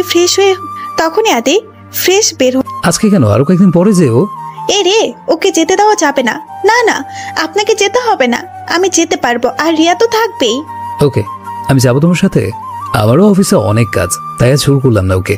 তবে আমি ড্রাইভারকে বলে দিচ্ছি, ও তোমাকে দিয়ে আসবে। আদে যাওয়ার পরে আমিও বেরিয়ে গেলাম। অনেক টেনশন হচ্ছে, কি হবে আজকে। কফি শপে আমি আর আরিয়ান সামনাসামনি বসে আছি। নীরবতা ভেঙে রিয়া বলল, কি রে, এত সিরিয়াস হয়ে আছিস? কিছু হয়েছে? আচ্ছা, তুই আমাকে সত্যি ফ্রেন্ড ভাবিস? এসব কি বলছিস? তুই আমার বেস্ট ফ্রেন্ড, ছোটবেলা থেকে তুই আমার চলার সাথী। আর তুই বলছিস আমি তোকে ফ্রেন্ড ভাবি কিনা? আমি রিয়ার হাত ধরে, তাহলে আমাকে কথা দে, আমি তোকে যেটা জিজ্ঞেস করবো তুই সত্যিটা বলবি। আমি তোকে কোনোদিন মিথ্যা বলেছি? বল, কি বলবি? আমি জানি তোরা আরিয়ানের ব্যাপারে আমার থেকে কিছু লুকাচ্ছিস। আজ তোকে বলতেই হবে আরিয়ানের ব্যাপারে কি জানিস। রিয়া কিছুটা আটকে ওঠে আরিয়ানের নাম শুনে। তুই এখন এসব কেন জিজ্ঞেস করছিস? তোর বিয়ে হয়ে গেছে, আরিয়ানের কথা ভুলে যা। এখানে ভুলে যাওয়ার কথা হচ্ছে না। তোরা যে আরিয়ানের সম্পর্কে ভুল ভাবছিস ওইটা আমি মানতে পারবো না, কারণ আমি ওকে ভালোবাসি। ভালোবাসা পেতে হবে এমন কোনো কথা নেই, কিন্তু ওর সম্পর্কে তোদের ভুল ধারণা ভাঙতেই হবে। প্লিজ বল। ঠিক আছে, বলবো। আগে বল, সব শোনার পর নিজেকে শক্ত রাখবি, ভেঙে পড়বি না। আমি তুচ্ছ হাসি দিয়ে, শক্ততা আমি অনেক আগেই হয়ে গেছি, তুই বল, সমস্যা নাই। আরিয়ানের সম্পর্কে আমাদের কোনো ভুল ধারণা নেই। ওর থেকে নোংরা মানুষ আর কোথাও নেই। ও শুধু সবার সামনে ভালো সাজার নাটক করে। ও আসলে অনেক ভয়ানক। ও তোকে কখনো সত্যিকারে ভালোবাসে নাই। তুই কখনো ছেলেদের সাথে কথা বলতি না আর বলবি না। এই বিষয় নিয়ে আরিয়ানের বন্ধুরা কথা বলছিল। আরিয়ান বাজি ধরেছে তোর সাথে প্রেম করে দেখাবে, তাই ও তোর সাথে ফ্রেন্ডশিপ করে। ওর অনেক মেয়ের সাথে রিলেশন আছে, এমনকি আমার কাজিনকে ও ছাড়েনি। ও সবার সাথে প্রেমের অভিনয় করে। এসব জানার পর ওকে আমি থ্রেট দিই যাতে তোর সাথে কথা না বলে। ও আমার কাজিনের খারাপ খারাপ কিছু পিক দিয়ে বলে, আমি যদি তোকে ওর সম্পর্কে সব কিছু বলে দিই তাহলে আমার কাজিনের সব পিক ভাইরাল করে দিবে। আমি কি করে পারতাম আমার কাজিনের ক্ষতি হতে? কিন্তু আমি সব সময় তোকে ইঙ্গিত দিতাম ওর ব্যাপারে। তুই তো ওর প্রেমে এতই অন্ধ হয়েছিলি যে আমার কোনো কথাই বোঝার চেষ্টা করিসনি। যখন শুনলাম তোর বিয়ে ঠিক হয়েছে আমি খুব খুশি হয়েছিলাম। ওর হাত থেকে রক্ষা পাবি তুই। কিন্তু তুই গিয়ে আদি ভাইকে সব বলে দিয়েছিস তোর ভালোবাসার কথা। তখন বাধ্য হয়ে আদি ভাইকে সব কল করে বলি যাতে বিয়েটা না ভাঙে। রিয়ার কথা শুনে আমার পায়ের তলা থেকে মাটি সরে গেছে। যার জন্য কেঁদে কেঁদে বুক ভাসিয়েছি, যাকে সত্যিকারের ভালোবেসেছি, সে আমাকে ধোঁকা দিয়েছে। পারছি না সহ্য করতে। মনে হচ্ছে বুকটা ক্ষত বিক্ষত করে হয়ে গেছে। যখন ভালোবাসার মানুষটাই ধোঁকা দেয় তখন পুরো পৃথিবীটা মিথ্যে মনে হয়। আই এম সরি, আমি আগে তোকে বলতে চেয়েও বলতে পারিনি, কারণ আমার কাজিনের পিক ছিল ওর কাছে। তুই তোর জায়গায় ঠিক আছিস, দোষ আমারই। তোর কথাগুলো আমি আগে বোঝার উচিত ছিল, কিন্তু আমি ওকে ছাড়বো না। ও কি কলেজে আছে এখন? হয়তো, কিন্তু তুই কিছু করিস তাহলে ঝামেলা হবে। কিছুই হবে না বলে কলেজে চলে গেলাম। এই জন্য কেঁদে কেঁদে শেষ হয়ে যাচ্ছি। আমি কি ওর সামনে দাঁড়ালাম। আরিয়ান আমাকে দেখে অনেকটা আটকে গেছে, হয়তো আমাকে আশা করেনি এখানে। ঋতু, তুমি? বলতেই গালে দিলাম থাপ্পড়, তারপর শার্টের কলার ধরলাম। তার বাচ্চা, তুই আমার সাথে ভালোবাসার নাটক করেছিস? মেয়েদের নিয়ে ছেলে খেলা কি তোর অভ্যাসে পরিণত হয়েছে না? বলে দিলাম আরো কয়েকটা থাপ্পড়। কলেজের সবাই আমাদের দিকে তাকিয়ে আছে যেন বিনা টাকায় শুটিং চলছে। ঋতু ছাড় বলছি, ভালো হবে না বলছি। কলারটা আরো জোরে টেরে, ভালো তো তোর হবে। তোর মতো একটা জঘন্য ছেলেকে আমি ভালোবেসেছি, এটা ভাবতেও ঘৃণা লাগছে। তোর মিথ্যে ভালোবাসায় আজ আমার সত্যি ভালোবাসা হেরে গেল। দোষ আমার ছিল, তোর মতো ছেলেকে ভালোবেসেছি। কিন্তু কথাই আছে আল্লাহ যা করে ভালোর জন্যই করে। আমার ভাগ্য ভালো ছিল তোর মতো লম্পটকে বিয়ে করিনি। বলে কলার ছেড়ে ধাক্কা মারি, যার ফলে ও মাটিতে পড়ে যায়। তোর শাস্তি আমি দেব না, একদিন আল্লাহ দিবে। বলে চলে যেতে আবার পেছনে ফিরে। আর তুই যদি রিয়ার কাজিনের সাথে কিছু করার চেষ্টা করিস তাহলে তোকে জেলের ভাত খাইয়া ছাড়বো, কথাটা মনে রাখিস। বলে চলে এলাম। আরিয়ান এখনো মাটিতে বসে আছে, কলেজের সবাই ওর দিকে তাকিয়ে আছে। ও রাগে ফুঁসছে, চোখ থেকে যেন অগ্নিগিরি বের হচ্ছে। হাত শক্ত করে, আজ সবার সামনে তুই আমাকে অপমান করেছিস, অনেক বড় মিষ্টি করে ফেলেছো মিসেস ঋতু। এর ফল তোমাকে ভুগতেই হবে। আইসুয়ের তোর জীবনটা শেষ করে দিব। এদিকে ঋতু কাঁদতে কাঁদতে গাড়িতে উঠে গেল।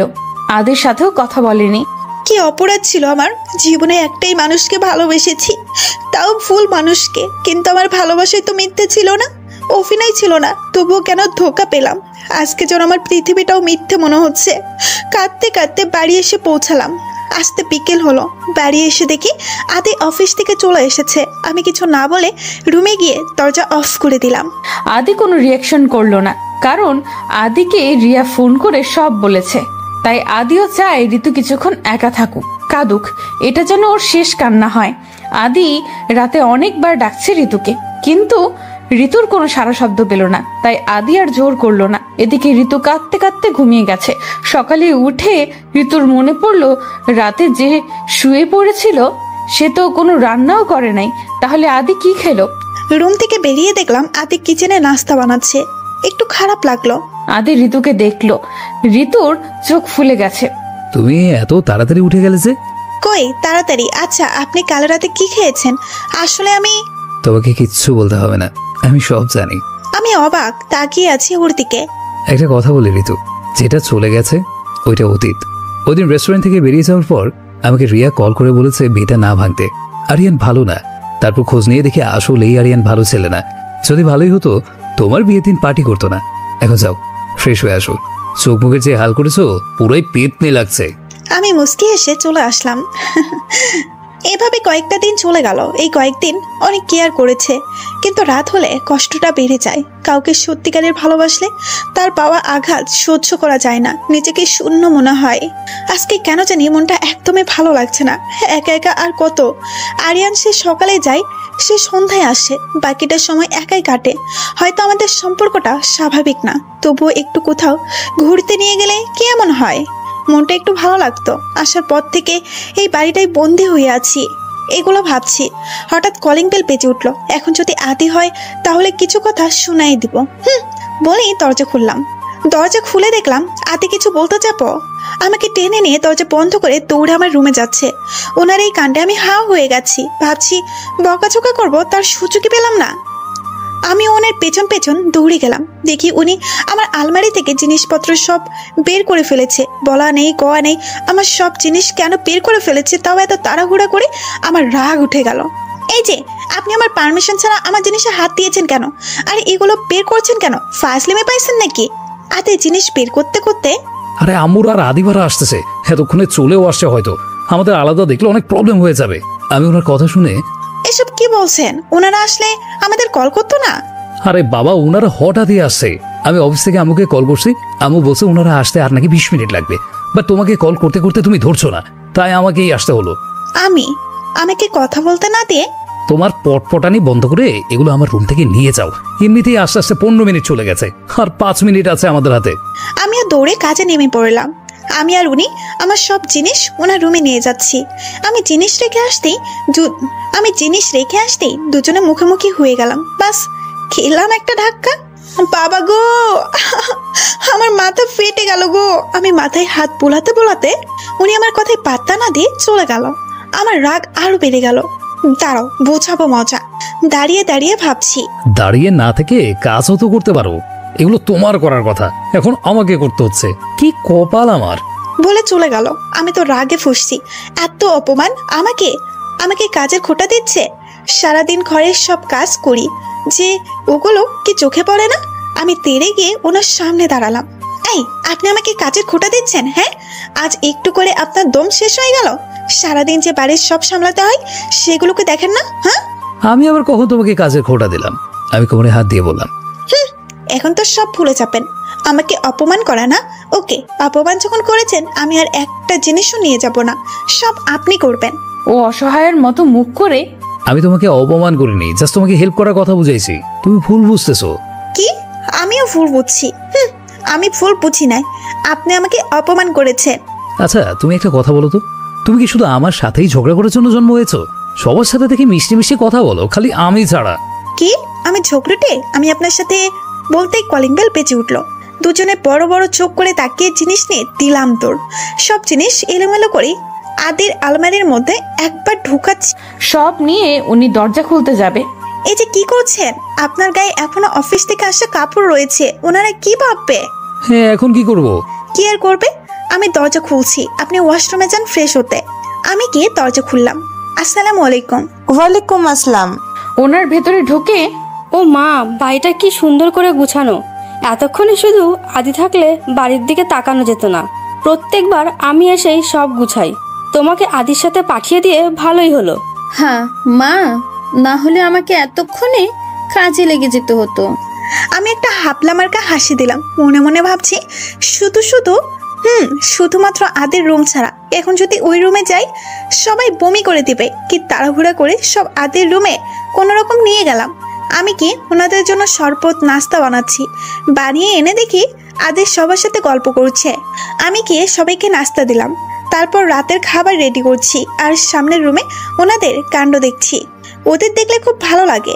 আদি ওর আম্মু আব্বুর সাথে একদম ফ্রি, যেন সবাই সমবয়সী। আর বোনের সাথে তো বাচ্চাদের মতো খুনসুটি লেগেই থাকে।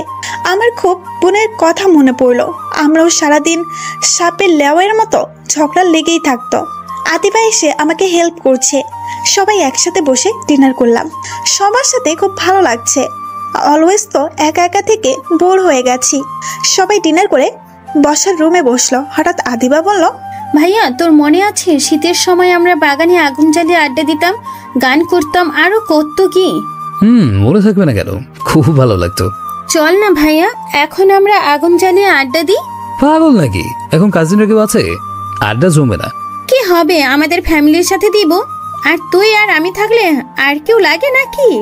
আম্মু আব্বু যাবে নাকি এই শীতের মধ্যে? আদিবা আম্মু আব্বুর দিকে তাকিয়ে, কি হবে, চলো না, অনেকদিন তোমাদের সাথে আড্ডা দিই নাই। কয়েকদিন পর তো চলেই যাব, তাহরিয়ার স্কুল খুললে। আচ্ছা চল, এমনিতেই অনেকদিন তোদের সাথে সময় কাটানো হয় না, এখন না একটু আড্ডা দি। কি বলো আদির আম্মু? তোমরা যেটা মনে করো। আদিবা আর আদি মিলে বাগানে আগুন জ্বালালো। আমরা সবাই বাগানে গোল করে বসলাম। তাহিয়া আমার কোলে ঘুমাচ্ছে। আসার পর থেকে তাহিয়া আমার কোল থেকে নামছেই না। আমার শ্বশুর তাদের আগের দিনের গল্প করছে, আমি মনোযোগ দিয়ে শুনছি। খুব ভালো লাগছে। আদি হঠাৎ হঠাৎ আমার দিকে তাকাচ্ছে। ব্যাপার? আপু, তোমার গল্প সারা জীবন শুনে শুনে বোর হয়ে গেছি, নতুন কিছু করতে হবে। গান শুরু করো তো ভাইয়া। আরে গান এগুলো কোনো নতুন জিনিস নাকি? আমাদের সময় গান গেয়ে কত প্রাইজ পেয়েছি। আব্বু তাহলে একটা গান করেন তো, ভালোই হবে। না আব্বু, তুমি গান গেও না, তার থেকে ভালো তুমি গল্পই বলো। কেন, গান গেলে প্রবলেম কি? তোমার শ্বশুরমশাই এখন গান গেলে এখানে মানুষ থাকবে না, সব কাক চলে আসবে। তুমিও? আমি এবার বুঝলাম সবাই কেন না না করছে। ওনার গানের গলা সুন্দর না। আমিও মুস্কি হেসে দিলাম। ভাইয়া তুমি একটা শুরু করো। আরে না, আজ আমার মুড নেই। আরে গানা একটা, তোর গানের গলাটা সুন্দর হয় না আম্মু। সবাই এত করে বলছে, একটা গান গাইলে কি হবে? আদি ঋতুর মুখে শুনে খুব খুশি হলো, যেন ঋতু কথাটার জন্য ওয়েট করছে। ওকে, সবাই বলছো যখন, আদিবা যা গিটারটা আনতো। আদিবা উঠতে উঠতে বলল, আমাদের কথাই না, ভাবি বলছে তাই বললে। সবাই হেসে উঠল। আমার খুব লজ্জা লাগলো আদিবার কথায়। সামনে তাকিয়ে দেখি আদি হাপলার মতো দাঁত বের করে হাসছে। শরমের সিটে ফুটাও নেই। আদিবা গিটার আনলো। আদি গিটার বাজাতেই ওর আব্বু বলল, এই থাম, আগে থেকে বলে রাখি, তোর ওই হিন্দি পিন্দি গান গাইবি, বাংলা গান গাইবি, বুঝছিস? ওইটা হিন্দি বিন্দি গান না, শুধু হিন্দি গান। সেটাই হোক, গাইবি না? আচ্ছা। আদি আমার কানে এসে ফিস ফিস করে বলল, আজকের গানটা শুধু তোমার জন্য। আদি গিটার বাজিয়ে সুর তুললো। আমি অবাক নয়নে ওনার দিকে তাকিয়ে আছি। উনি কেমনে জানে এটা আমার খুব ভালো লাগার একটি গান? এটি যতই পুরাতন হোক না কেন, আমার জন্য কখনো পুরনো হয় না। সবসময় শুনতে ভালো লাগে। ওনার কণ্ঠে গানটা খুব সুন্দর লাগছে। অনেকদিন পর গানটা শুনলাম, খুব ভালো লাগলো, তাই আপনাদের সাথে শেয়ার করলাম। আশা করি ভালো লাগবে। গান শেষে, আহা, অনেকদিন পর গানটা শুনলাম, ভালো গিয়েছিস। যা, আজ একটা ভালো গান গেলি, তো তোর ওই হিন্দি গানের থেকে। থ্যাঙ্কস আব্বু। আসলে ভাইয়া গানটা সেই হয়েছে। কে গেয়েছে দেখতে হবে না? এমনি ভাব নিয়ে ফেলেছো। হয়েছে, এবার ঘুমোতে চলো, তাহিয়ার ঠান্ডা লেগে যাবে। সবাই চলে আসলাম। আমি রুমে এসে আলমারি থেকে সব বের করে গুছিয়ে রাখছি। হাতে ওয়াশরুম থেকে এসে বালিশ নিয়ে সোফায় শুতে যাচ্ছে। এমনিতে শীত পড়ছে, তার উপর উনি যেই লম্বা, সোফায় ঠিক মতো শুতে পারবে না। আগে অনেক কষ্ট হতো, উনি শুধু শুধু আমার জন্য কষ্ট কেন করবেন? আপনি বেডে গিয়ে শুন, আমি সোফায় থাকবো। আমাকে দেখে কি মনে হয় আমি বেডে শুয়ে তোমায় সোফায় থাকতে দিব? তুমি আমায় না মানতে পারো, কিন্তু আমি তো তোমাকে স্ত্রী মানি। সো আমার রেসপন্সিবিলিটি তোমাকে সুখে রাখা। আমি মাথা নিচু করে ফেললাম। তাহলে আপনিও বেডে থাকেন। আর খাটটা অনেক বড়, দুইজনের মাঝে অনেক ডিস্টেন্স থাকবে, মাঝখানে কোলবালিশ দিলেই হবে। তুমি শিওর তো? দুজনে দুপাশ হয়ে শুয়ে পড়লাম, মাঝে কোলবালিশ। সকালে চোখ মেলতেই আমি সামনের দিকে তাকিয়ে দিলাম এক চিৎকার। আমি আদিকে জড়িয়ে ধরে আছি। আমার চিৎকারে আদি ঘুম থেকে লাফিয়ে উঠলো। কি হয়েছে ঋতু, চিৎকার করছো কেন? আপনি আমার এত কাছে কেন আসলেন? আদি চারপাশে তাকিয়ে বলল, আমি আমার জায়গায় আছি, তুমি তোমার দিকে তাকিয়ে দেখো। তুমি আমার কাছে এসেছো, আমি যাইনি। আমি আমার পাশে তাকিয়ে দেখি কোলবালিশ নিচে পড়ে আছে। আমি কোলবালিশের জায়গায় চলে এলাম। আমি আদির দিকে সন্দেহের চোখে তাকিয়ে, বাই এনি চান্স আপনি কোলবালিশ আমার এখানে ফেলে আমাকে এখানে আনেন নাই তো? ভুল করেও আমার ঘুমের সুযোগ নেবেন না বলে আদির দিকে তাকালাম। আদিকে দেখে বুকটা আটকে উঠলো, চোখ মুখ লাল করে ফেলেছে। আমার আত্মা বের হওয়ার উপক্রম হলো। বাবা গো, কেন যে বলতে গেলাম, আজ তোর কপালে শুনি দশা আছে। তুমি কি করে ভাবলে আমি তোমার ঘুমের অ্যাডভান্টেজ নিব? আমাকে তুমি এখনো বুঝতে পারোনি? আমারই দোষ। আজও আমি তোমার বিশ্বাস অর্জন করতে পারলাম না। আমাকে তোমার ঘুমের সুযোগ নেওয়া লাগবে না তো, তোমার উপর আমার এমনিতেই অধিকার আছে। কিন্তু আমি জোর করে অধিকার চাই না। যতদিন না তুমি আমাকে মেনে নেবে ততদিন তোমাকে ছোঁয়ারও চেষ্টা করব না। আমি ওভাবে মনে করি না। আমার কথা শেষ না হতেই উনি উঠে ওয়াশরুমে চলে গেল। ধুর, কেন যে বলতে গেলাম। আমি জানি ঘুমের মধ্যে আমি এই জায়গায় থাকতে পারি না, তাই হয়তো ওনার কাছে চলে গেছি। তবুও কেন যে সন্দেহ করতে গেলাম। এখন যদি উনি রাগ করেন, আমি এসব ভেবে কিচেনে চলে গেলাম। সবার জন্য নাস্তা রেডি করছি। আদিবাও আসলো আমায় হেল্প করতে। নাস্তা টেবিলে নিয়ে গেলাম, দেখি আদি রেডি হয়ে আসলো, মুখে কালো হয়ে আছে। সোজা টেবিলে বসে নাস্তা করে চলে গেল। একটিবার উপরেও তাকালো না। প্রতিদিন আমি কিছু না কিছু বললেও উনি বক বক করতো, আজ কোনো কিছুই বললো না, চলে গেল। কেন জানি মনটা খারাপ হয়ে গেল, কারণটা আমার জানা নেই। তবুও নিজেকে সামলে সবার সাথে বসে নাস্তা করে নিলাম।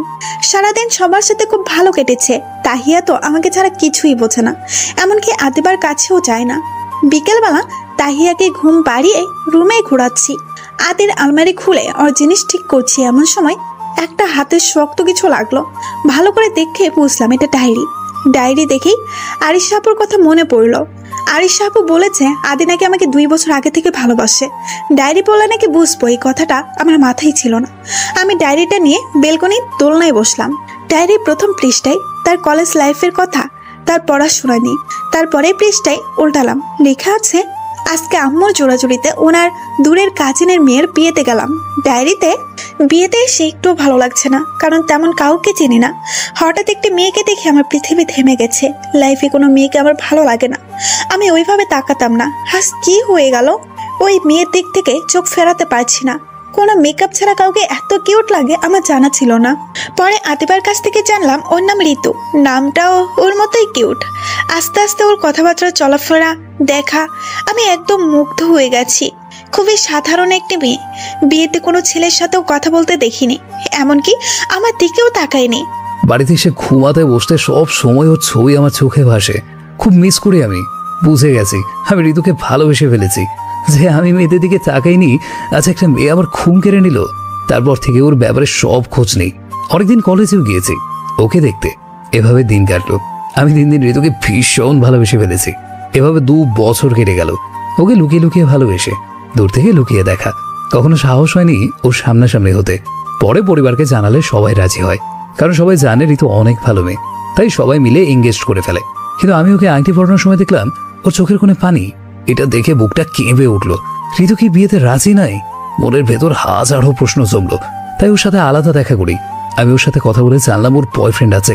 এই কথাটা শোনার পর আবার ভেতরটা দুমড়ে উঠলো। মনে হলো কেউ আমার শরীর থেকে আত্মাটা বের করে ফেলছে। নিজেকে সামলে চলে আসলাম। কিন্তু ওর ফ্রেন্ড থেকে শুনলাম ওর বয়ফ্রেন্ড ভালো না। খোঁজ নিয়ে দেখলাম আসলেই ওই ছেলেটা ঋতুকে ইউজ করছে। তাই আর বিয়েটা ভাঙলাম না। জানি না ও আমাকে কখনো মেনে নেবে কিনা, কিন্তু ও আমার চোখের সামনে আছে, এইটাই আমার কাছে অনেক। ওকে দেখে বাকি জীবনটা পার করে দেব। কখনো কখনো ইচ্ছে হয় ওর ঘুমন্ত চেহারাটা ছুঁয়ে দিই, কিন্তু বিবেকে বাধা দেয়। তবুও ভালোবেসে যাব সারা জীবন। ডায়েরিটা পড়ে আমার খুব অপরাধবোধ কাজ করছে। একটা মানুষ নিঃস্বার্থভাবে ভালোবেসে গেল আর আমি তাকে তার প্রাপ্য অধিকারটুকু দিতে পারছি না, উল্টো তাকে সন্দেহ করছি। আসলে উনি খুব ভালো একজন মানুষ। আদির জায়গায় অন্য কেউ থাকলে এতক্ষণে তার অধিকার আদায় করে নিত। ভাবতে ভাবতে বাইরের দিকে তাকিয়ে দেখি রাত হয়ে গেছে। ডায়েরি পড়তে পড়তে কখন যে রাত হয়ে গেছে টেরই পেলাম না। ডায়েরিটা আলমারিতে রেখে বাইরে এসে আম্মুর সাথে গল্প করছি। কলিং বেল বাজতেই আমি গিয়ে খুললাম। আদি আমার দিকে এক পলক তাকিয়ে চলে গেল। এটা কি হলো? প্রতিদিন দরজা খুলতেই ও আমার দিকে তাকিয়ে একটা মুচকি হাসি দিত। কেন যেন ওনার ইগনোর সহ্য হলো না। রুমে গিয়ে দেখি উনি নেই, হয়তো ওয়াশরুমে গেল। আমি এসে সবার জন্য ডিনার রেডি করে টেবিলে আনলাম। আদি ফ্রেশ হয়ে এসে টেবিলে বসলো, নিচের দিকে তাকিয়েই খাচ্ছে। তোর কি কিছু হলো? আসার পর থেকে দেখছি কেমন চুপচাপ। কই না তো, কিচ্ছু হয়নি, এমনি একটু মাথা ব্যথা করছে। ও অফিসে চাপ তো, একটু রেস্ট নে, ঠিক হয়ে যাবে। আদি খেয়ে চলে গেল। আমি সব গুছিয়ে আসতেই তাহিয়া বায়না ধরেছে আজকে আমার কাছে থাকবে। কিন্তু আদিবা অনেক বোঝাচ্ছে, কিন্তু ছোট্ট বাচ্চা যেটা জেদ ধরেছে ওইটাই। আদিবা না পেরে বকা দিচ্ছে। আমি গিয়ে ওকে কোলে নিয়ে আদিবাকে বুঝিয়ে ওকে আমার রুমে নিয়ে এলাম, এসে শুয়ে দিতে। আমি মামু আর তোমার সাথে থাকবো। ওয়েট, তোমার মামুকে ডেকে আনি, ততক্ষণে তুমি সুন্দর করে শুয়ে থাকো, একটুও নড়বে না। ওকে ওকে। আমি উঠে ওনাকে খুঁজতেছি। উনি বেলকনিতে দাঁড়িয়ে আছে। আপনি এই ঠান্ডার মধ্যে এখানে কি করছেন? তাহিয়া আপনাকে ছাড়া ঘুমাচ্ছে না, চলুন তো। আদি এখনো সামনে তাকিয়ে আছে। তুমি আমার পারমিশন ছাড়া আমার ডায়েরিতে হাত কেন দিয়েছো? আদি ফ্রেশ হওয়ার জন্য আলমারি খুলতেই দেখলো কাপড় সব গোছানো আর ডায়েরিটা আগের জায়গায় নেই, এক পাশ করে রাখা। আদির আর বুঝতে বাকি রইল না ঋতু ডায়েরিটা ধরেছে। আদির কথা শুনে ঋতু শুকনো ঢোক গিলল। ঋতুর থেকে কথা পেয়ে আদি ভ্রু কুচকে বলল, তুমি কি ডায়েরিটা সব পড়েছো? আদি আবারও সামনের দিকে তাকিয়ে থাকলো। ঋতু ভয়ে ভয়ে, আপনি আমাকে অনেক আগে থেকে ভালোবাসেন, এটা এতদিন বলেন নাই কেন? আদি একটা তুচ্ছ হাসি দিয়ে, যেখানে বিশ্বাসী অর্জন করতে পারলাম না সেখানে আবার ভালোবাসার কথা বলা বিলাসিতা বলে রুমে চলে গেল। আদিবার কথাই নিজের কাছে খুব খারাপ লাগলো। আমিও রুমে চলে এলাম। দেখি মামা ভাগ্নি কথা বলছে। আমি গিয়ে তাহিয়ার পাশে শুয়ে পড়লাম। মাঝখানে তাহিয়া আর দুই পাশে আমি আর আদি। মামু একটা গল্প শোনাও না। ওকে শোনাবো, কিন্তু গল্প শুনে তোমাকে ঘুমাতে হবে। আচ্ছা। আদি গল্প বলেই যাচ্ছে, কিন্তু তাহিয়ার ঘুমের কোনো নামই নেই। ও শুধু তারপর করছে। এদিকে গল্প বলতে বলতে আদি নিজেরই ঘুম চলে আসছে। তবুও ঘুম ঘুম কণ্ঠে যা পারছে গল্প বলছে। আসলে গল্প বলছে না, বকছে। এদের কাণ্ড দেখে আমার খুব হাসি আসছে। এক পর্যায়ে তাদের দুজনেরই ঘুম আসলো। আমি হাতের দিকে তাকিয়ে আছি। এত কাছ থেকে কখনো ভালো করে দেখিনি। ঘুমন্ত চেহারায় পুরো বাচ্চা বাচ্চা লাগছে, চোখে ক্লান্তির ছাপ। সারাদিন কাজে চাপ, আর এখন ভাগ্নের সাথে পুরো ক্লান্ত হয়ে গেছে। হাতের দিকে তাকিয়ে থাকতে থাকতে কখন যে ঘুম চলে আসছে টেরই পাইনি। সকালে উঠে নাস্তা বানালাম। আদি আগের মতোই আমাকে ইগনোর করে চলে গেল। একটা কথা পর্যন্ত বলে নাই। ওর বকবক করা, আমাকে কেয়ার করা খুব মিস করছি। তাহলে কি আমার মনে আদির জন্য ফিলিংস আছে? আসলেই কি মানুষের লাইফে দ্বিতীয়বার ভালোবাসা আসে? হয়তোবা না হলে পৃথিবীতে সবাই সুখে থাকতো না। কারণ প্রথম ভালোবাসা খুব কম মানুষের কপালে জোটে। তাই বলে কি জীবন থেমে যায়? থাকে না কারো লাইফে। হয়তো দ্বিতীয় ভালোবাসা জন্ম হয়, আর না হলে মায়ার সম্পর্ক তৈরি হয়। কিন্তু সবাই সুখী হতে চায়। আমার ক্ষেত্রে কোনটা মায়া নাকি ভালোবাসা তা আমার জানা নেই। কিন্তু প্রথম ভালোবাসা জায়গাটা দিতে পারবো না কাউকে। হোক না ভালোবাসার মানুষটা ফুল খারাপ, কিন্তু আমার ভালোবাসা তো সত্যি ছিল। ওই জায়গাটা কাউকে দিতে পারবো না। বেলকনিতে দাঁড়িয়ে এইসব ভাবছি। আদিবা এসে আমার কাঁধে হাত রাখলো। আমি খানিকটা চমকে গেলাম। আমি পেছনে তাকিয়ে দেখি আদিবা। আদিবা কিছু কি লাগবে? না ভাবি, এমনি আসলাম। তোমার কি মন খারাপ? আমি স্বাভাবিক হয়ে, কই না তো, মন খারাপ কেন হবে? আমার থেকে লুকানো লাগবে না। আজকে 2 দিন দেখছি ভাইও মুড অফ হয়ে আছে। ঝগড়া হয়েছে কোনো? আমি কিছু বলছি না। কি বলবো, আমাদের সম্পর্কটাই তো ঠিক নেই। আচ্ছা বলা লাগবে না, বাট তুমি মন খারাপ করো না। ভাইয়ের একটু অভিমান বেশি, কিন্তু মন খুব ভালো। দেখবে আবার ঠিক হয়ে যাবে। আমি একটা মুস্কি হাসিতেই বললাম, আচ্ছা চলো কিচেনে যাই, রান্না বসাতে হবে। ওকে চলো। এইভাবে সময়টা চলে গেল। উনি সন্ধ্যায় এসে কোনো কথা না বলে সোজা ওয়াশরুমে চলে গেল। ফ্রেশ হয়ে ডিনার করে আবার রুমে চলে গেল। এবার অনেক রাগ লাগছে। আমি না হয় ভুলভাল একটু বলছি, তাই বলে এত অভিমান করা লাগে? ধর। আমি কিচেনে সব গুছিয়ে রুমে এসে দেখি উনি ল্যাপটপ নিয়ে বসে আছে, মুখটা প্যাঁচার মতো করে রাখছে। আজকে একটা কিছু করতেই ছাড়বো। আমি গিয়ে ওনার পাশে বসলাম। ওনার কোনো চেঞ্জই আসলো না, যেভাবে বসে আছে ওইভাবেই আছে। আমার ইচ্ছে করছে বালিশ দিয়ে মাথা ফাটাই দিই। ধর, বালিশ দিয়ে মাথা ফাটবে নাকি? কি করব বুঝতে পারছি না। আমি গলা ছাড়ছি যাতে একটু তাকায়। আদি ল্যাপটপের দিকে তাকিয়ে বলল, কিছু বলবে? ওনার এত ভাব দেখে আমার গা জ্বলে যাচ্ছে। মাথা গরম করে, এই যে মিস্টার, এত ভাব নেওয়ার কি হয়েছে? আমি না হয় ফুল একটা কথা বলে ফেলেছি, তাই বলে এত ভাব নিয়ে বসে আছেন কেন? ও তবুও কোনো রেসপন্স নাই। যেইভাবে ছিল ওইভাবে ল্যাপটপের দিকে তাকিয়ে আছে। রাগে যেতে না পেরে কেঁদে দিলাম। আমি এমনি বেশি রাগ উঠলে কিছু করতে না পারলে কেঁদে দিই। আমি কেঁদে কেঁদে বেলকনিতে চলে গেলাম। উনি নাকি আমাকে ভালোবাসে, এটাই ভালোবাসা? কিছুক্ষণ পর মনে হলো কেউ পাশে দাঁড়িয়ে আছে। তাকিয়ে দেখি আদি। আমি আবার সামনের দিকে তাকিয়ে চোখ মুছছি। কাদা শেষ? আমি রেগে, আপনি এখান থেকে যান, না হলে কি মারবে? দরকার হলে করব। আমি তো জানি তোমার নাকি রাগ উঠলে তোমার বোনকে কামড়ে দাও, তারপর চুল ওঠানো। আমাকেও তাই করবে? আমি অবাক হয়ে তাকিয়ে আছি। এখন ঋতুর উপর রাগ হচ্ছে। মেয়েটা পেটের ভেতর কিছুই থাকে না। আমি লজ্জায় কিছুই বলতে পারছি না। নিচের দিকে তাকিয়ে আছি। আদি হাত সামনের দিকে দিয়ে, নাও চিমটি দিতে পারো, প্রবলেম নেই। জানতো ঢং করেন না। এতক্ষণ তো ভাব নিয়েছিলেন, এখন কেন আসছেন? থাকেন না ভাব নিয়ে। কারণ আমি তোমার কান্না সহ্য করতে পারি না। আর তখন রাগ ছিল তাই কথা বলিনি। আমি মানছি আমার ভুল হয়েছে। আমি এত কিছু ভেবে বলিনি। তোমার উপরে রাগ করিনি, রাগ হচ্ছে আমার উপর। এতদিনেও তোমার বিশ্বাস অর্জন করতে পারিনি, তোমার মনের সন্দেহ দূর করতে পারিনি। প্লিজ, আমি আপনাকে চোখ বন্ধ করে বিশ্বাস করি। বিশ্বাস যদি নাই করতাম তাহলে এখন আপনার পাশে দাঁড়িয়ে থাকতাম না। আসলে ওই দিন আপনাকে ওইভাবে দেখে একটু বেশি রিয়াক্ট করে ফেলেছি। আসলে আমি আপনাকে নিয়ে কোনো সন্দেহ করি না। প্লিজ আপনি ভুল বুঝবেন না। ঠিক আছে, সমস্যা নেই। তাহলে চলেন, এখানে অনেক ঠান্ডা। তুমি যাও, আমি আসছি। ওকে, আমি চলে আসলাম। আদি আকাশের দিকে তাকিয়ে ভাবছে। আমি ভেবেছিলাম তোমার মনে একটু হলেও জায়গা করতে পেরেছি। আমার ইগনোরকে তুমি মিস করবে ভেবেছি, কিন্তু আমি আজও পারলাম না তোমার মনে জায়গা করতে। আমাদের মাঝে এখনো অনেক দূরত্ব আছে, বাট যে করেই হোক তোমার মনে জায়গা করবই। আদি ব্যালকনি থেকে এসে দেখলো ঋতু চুল ছাড়াচ্ছে। ঋতু, তোমাকে একটা কথা বলবো। আমাদের মাঝে এখনো অনেক ছোটতা আছে। আমরা যেহেতু এখনো একসাথে আছি, আমরা ফ্রেন্ড হয়ে থাকি। ওকে, সমস্যা নাই, বাট আমার সাথে ভাব নিয়ে থাকতে পারবে না। আদি হেসে, ওকে মায়াবতী। মায়াবতী? কে সেটা? কেউ না, ঘুমাও। দুজনে শুয়ে পড়লাম। আমি ঘুমের মধ্যে নিজেকে এক জায়গায় রাখার অনেক চেষ্টা করছি। সকালে উঠে দেখি আমার পা আদির গায়ে। ধর ইচ্ছে করছে ঘুমানোর আগে আমার হাত পা বেঁধে ঘুমাতে হবে, তাও ভাগ্যিস জড়িয়ে ধরিনি। আমি উঠে নাস্তা বানিয়ে আদিকে ডাকতে আসলাম। দেখি আদি শুধু একটা টাওয়াল পরে ওয়াশরুম থেকে বের হলো। আমি চিৎকার দিয়ে চোখ বন্ধ করে ফেলি। ছি, আপনি এভাবে কেন বের হলেন? কি হয়েছে? আপনার কি শরম বরম কিছুই নেই? একটা মেয়ের সামনে এইভাবে দাঁড়িয়ে আছেন। আদির মনে একটা দুষ্টু বুদ্ধি আনলো। আদি বাঁকা হেসে ঋতুর দিকে এগোচ্ছে। ঋতু ভয়ে পিছিয়ে যাচ্ছে। আদি ঋতুর অনেক কাছে চলে আসছে। ঋতু ভয়ে চোখ বন্ধ করে ফেললো। কেন, তুমি কি কন্ট্রোল করতে পারছো না? আমি বড় বড় চোখ করে তাকালাম। আমি কেন কন্ট্রোল করতে পারবো না? আজব। আদি নিজের চুলগুলো একপাশ করে ভাব নিয়ে বলল, এই যে তোমার সামনে একটা হট ছেলে টাওয়াল পরে দাঁড়িয়ে আছে, কন্ট্রোল না করতে পারাটাই স্বাভাবিক। আমি এবার আদির দিকে তাকালাম। ওর ফেজার চুলগুলো সামনের দিকে পড়ে আছে। বডি তো মাশাআল্লাহ যেন জিম করা বডি, অনেক কিউট লাগছে। বাট নিজেকে সামলে হট না চাই, পুরো বান্দরের মতো লাগছে বলে ধাক্কা দিয়ে চলে আসলাম। কি, আমাকে বানরের মতো লাগছে? হাবলার মতো নিজে থেকে তাকিয়ে। এভাবে কয়েকদিন চলে গেল, তাতে দুষ্টামি আর খুনছুটি নিয়ে, কিন্তু সম্পর্কটা আগের জায়গায় আছে। আদির আম্মু আপু কয়েকদিনের জন্য গ্রামের বাড়ি গিয়েছে।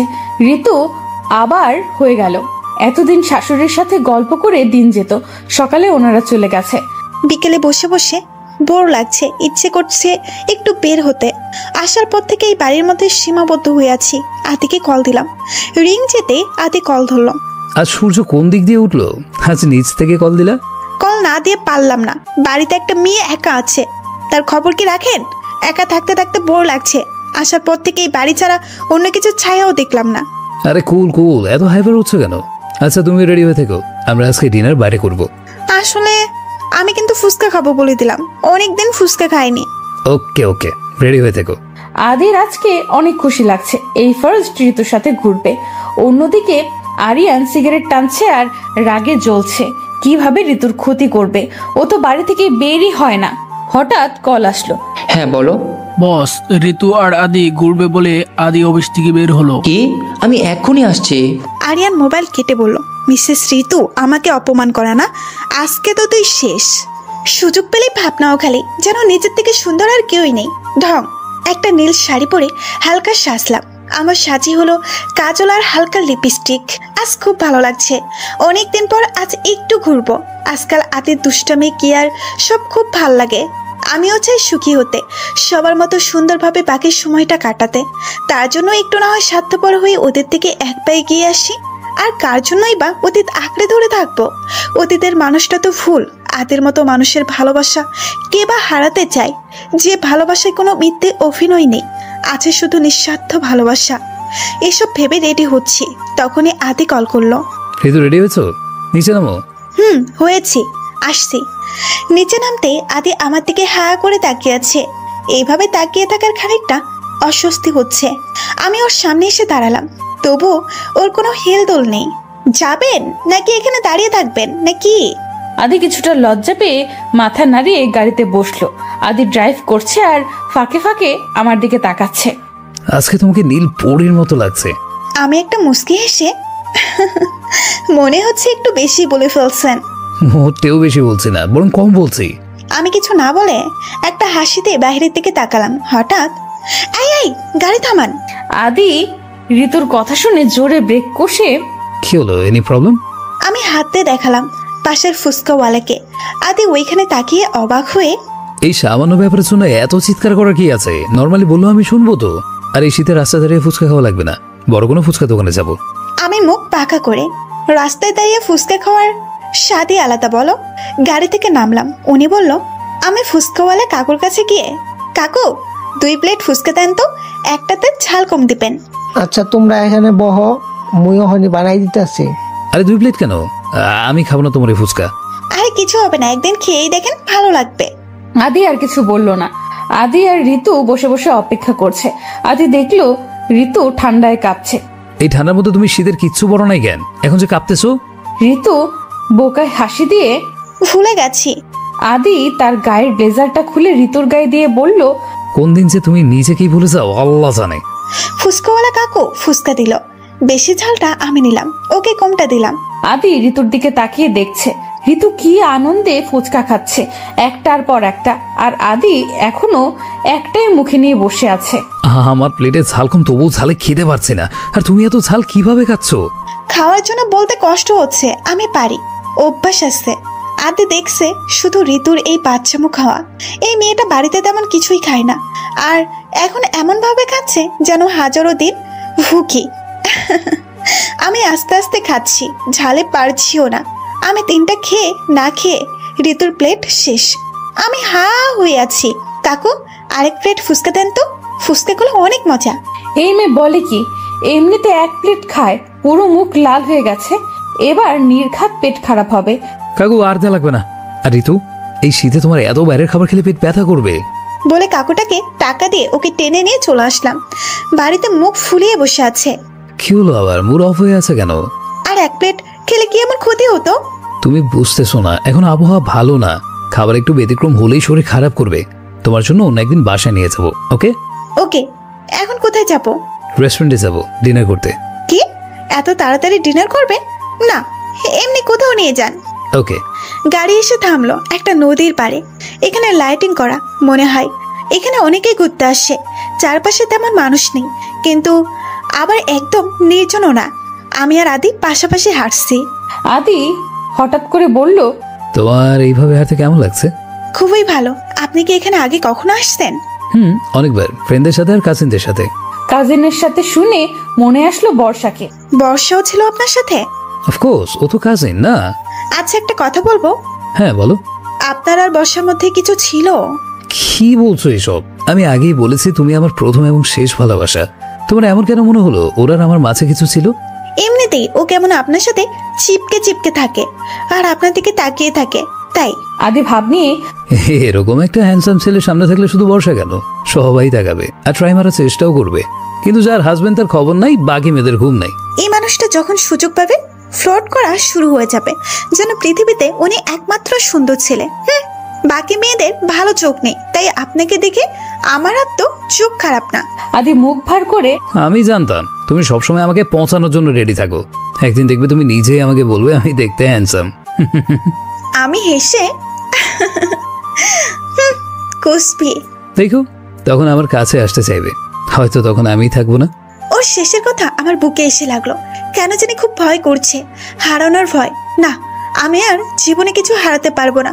প্রথম ভালোবাসা হারালাম, কিন্তু আর না, মনের ভিতর খুব ভয় লাগছে আর মনে কু ডাকছে। আমি আদির হাতটা শক্ত করে ধরলাম।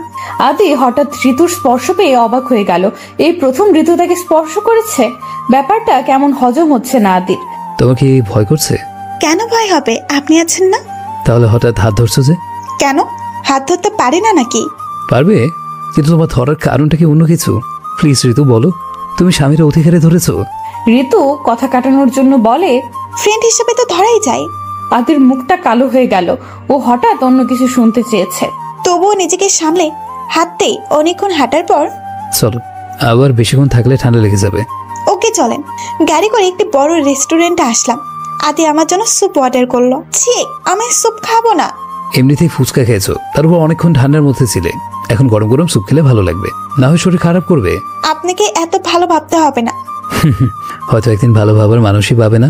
আজ আদির কথাগুলো কষ্ট হচ্ছে, মনটা বারবার কেমন করছে, তাই কথা না বাড়িয়ে স্যুপটা ইচ্ছে না থাকার সত্ত্বেও খেয়ে নিলাম।